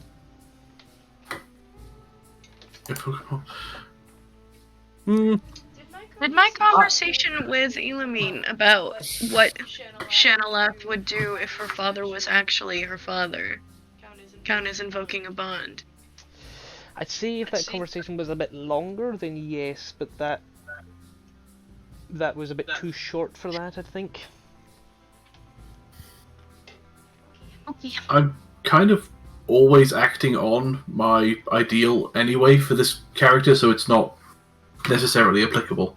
Yeah, that's fair. I don't know with Kiva. I think it's a no for me. I think it's a no for me. Oh, that's a no from me. Yeah, the closest thing I've got is noble obligation. It is my duty to protect and care for the people beneath me, and I'm like, ish. Okay, next one. Next one is develop a new or existing relationship. I mean, hi guys. You can't do that every session. We all developed a relationship with Calcifer. We also, most of the party except for May, met and developed a relationship with Zephyr.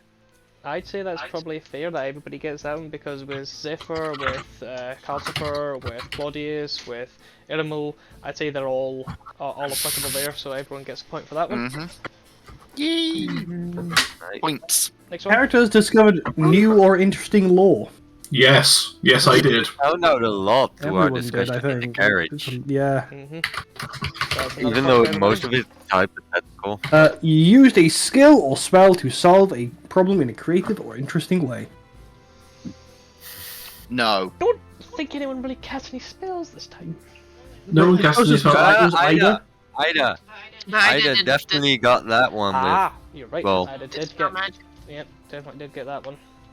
And the final one is took an action that impacted the world or local area.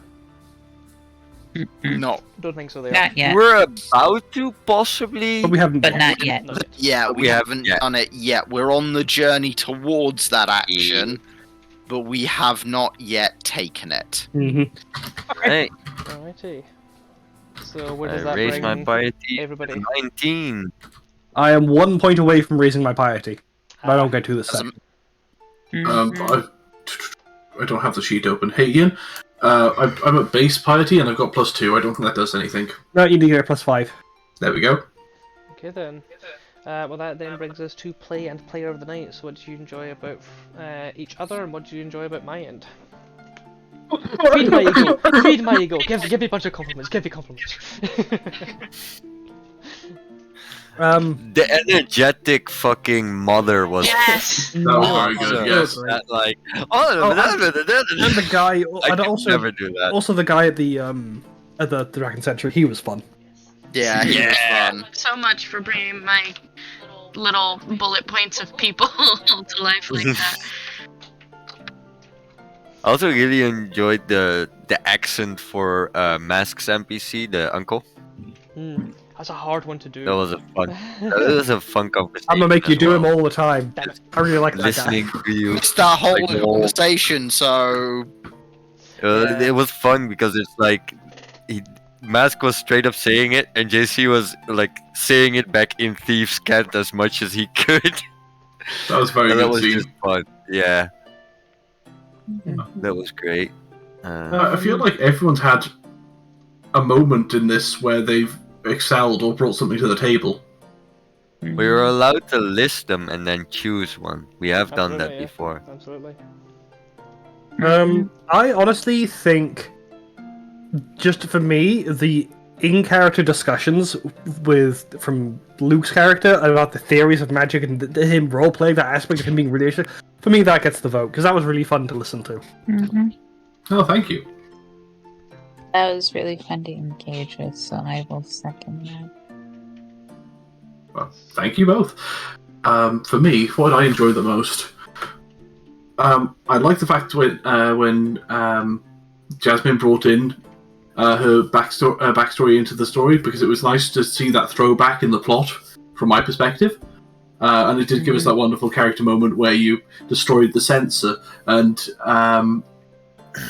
that entire thing was sort of enabled from my perspective from Jasmine bringing in that character. So I'd probably say Jasmine, because I'm not going to vote for myself. You can't vote for yourself. So yeah. Jasmine, then, who do you put your vote on? I'm also gonna go with Lou. Oh, tie. Thanks. That's 3-1. Robin? Luke, you're getting it, man. It was a great discussion. I tried to chime in, but then again, I'm not very learned, so I was more just observing. I really. And it was great to see the back and forth between Ida going like, oh, but then, and this, and then, and connection, and then you bouncing off each other. That was great. I'm very happy that your character's a wizard. I look forward to annoying the crap out of you with magic theory. I will have fun with that. And it'll be nice because, like, Ida's kind of a quiet character. She has a hard time getting out of her shell. So that'll be, like, an easy out for that sometimes. Yeah, so I appreciate it. If you ever want to talk magic theory, Calcifer is always down for talking magic smack. Okay. Well, that just leaves Kiva. Who do you put yours on, Kiva?